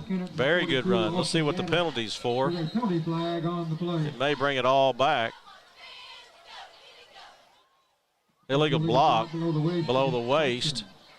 It's going to nullify that about 22-yard run. Probably the most explosive play of the second half for the Bulldogs. Gets negated by a penalty, and I guess that's just kind of the night it's been for them. It kind of has been, hasn't it? Looks like number 77, Jared Yates, is coming in. Yeah, we have a lot of subs now coming in. Decker coming out. So I'm not sure who all is being. We're not trying to miss anybody, but that's there's just lots of subs coming in and out now. All right, 1st and 20 for the Bulldogs on their own 49-yard line now. And Craig is still in there at quarterback, waving for another person to come in. Gorman's coming in. It'd be one of the interesting things to maybe find out if there's an injury that we're not aware of, right. As to why Joseph Heckermeyer is not playing in the second half. Clark back there in the backfield with Craig, and he's going to give to Clark, and he's going to go up through the middle, and he's going to pick up a great gain of about, I can't find the marker over there. About Where's the marker? About 7. Okay. Oh, if you. Yeah, okay, I was looking at the wrong marker. Okay, I see it now. But anyway, that was a really good run and did a good job. Had some good blocking there to pick up the 7. What you love to see is heart. And yep. When you're down 52-7, you could say, well, what are we doing? But always when you're showing heart out there on tough runs, that's the spirit of high school football. Exactly. All right, is that Sherrod back there now, I think? And the give is to, no, it's 21. This guy can run. He does a good job. That's Trez Clark, and I heard that he would have some spark when he came in. But he picked up a good gain. It's going to be 3rd and 4. Oh, no, 4. I think it's 4, but they say 3. But anyway, close. The Bulldogs, it looks like they're kind of putting some spark. We got 3 minutes and 30 seconds left in the game. Well, this is important. You're trying to build something for next week. Boy, there's a play in the backfield, but he does break loose.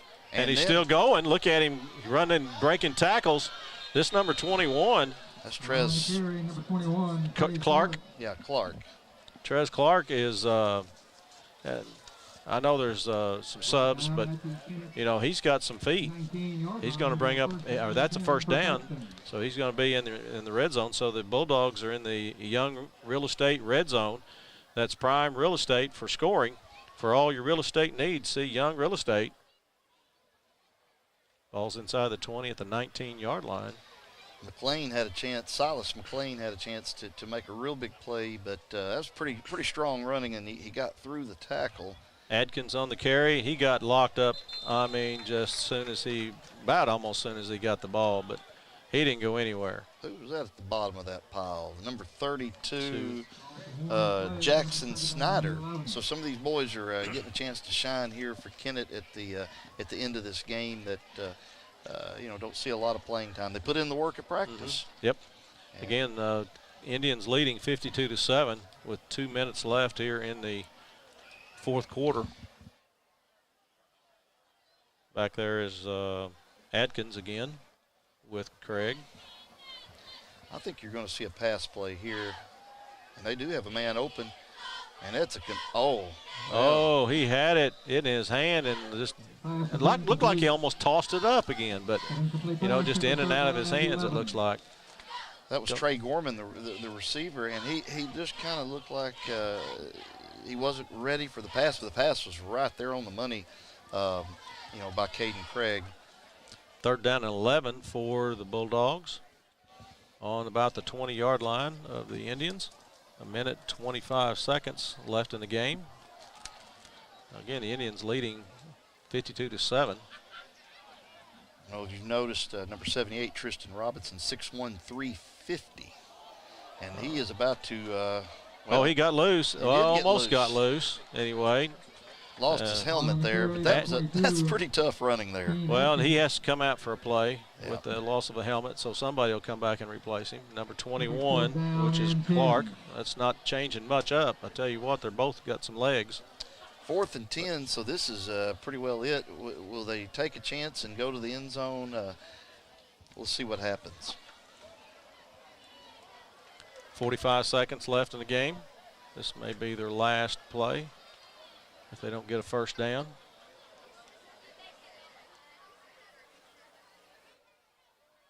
A little bit high snap, but he's got a man open, and the pass was way off compared to the man who was going to be receiving it, which was 6. I believe that was Riddle. Yeah, Riddle. And that's going to be the ball game right there. Yeah, we'll have a change of possession and time the clock. They get changed. It'll be a run out, so that'll be the end of the game, 52-7 in favor of the Indians. We're going to take a quick break, and we'll be right back with the wrap-up. At Young Real Estate, we're Southeast Missouri, just like you. We are parents. We are teachers. We are grandparents. We are active in our community. We are patriots. Serving all of Southeast Missouri, and we are here for you. We are young. We're back with a wrap-up from Metz Cherry Stadium here on the campus of Kennett High School, where the Kennett Indians have defeated the Sikeston Bulldogs with a final score of 52-7. A-Court Media will be back in Dexter High School next Friday night for the Dexter homecoming game against the East Prairie Eagles. We want to thank again the game sponsor, Farm Credit Southeast Missouri, for all your agriculture or rural home loan, agriculture insurance, or other financial services needs. See one of their branches in Dexter, Jackson, Charleston, Poplar Bluff, Portageville, Sykeston, or here in Kennett. And if you go here in Kennett, see our partner in the booth tonight, Matthew Poole. Matt, I have thoroughly enjoyed the night, and want to leave the last words for you. Well, hey, thanks, Ken, and it's been a real pleasure being here tonight. I just want to thank everyone for joining us across the A-Court Media Networks this evening. Again, Kennett wins 52-7 over the Sikeston Bulldogs. So from Metz Cherry Stadium, alongside Kent Luke, I am Matthew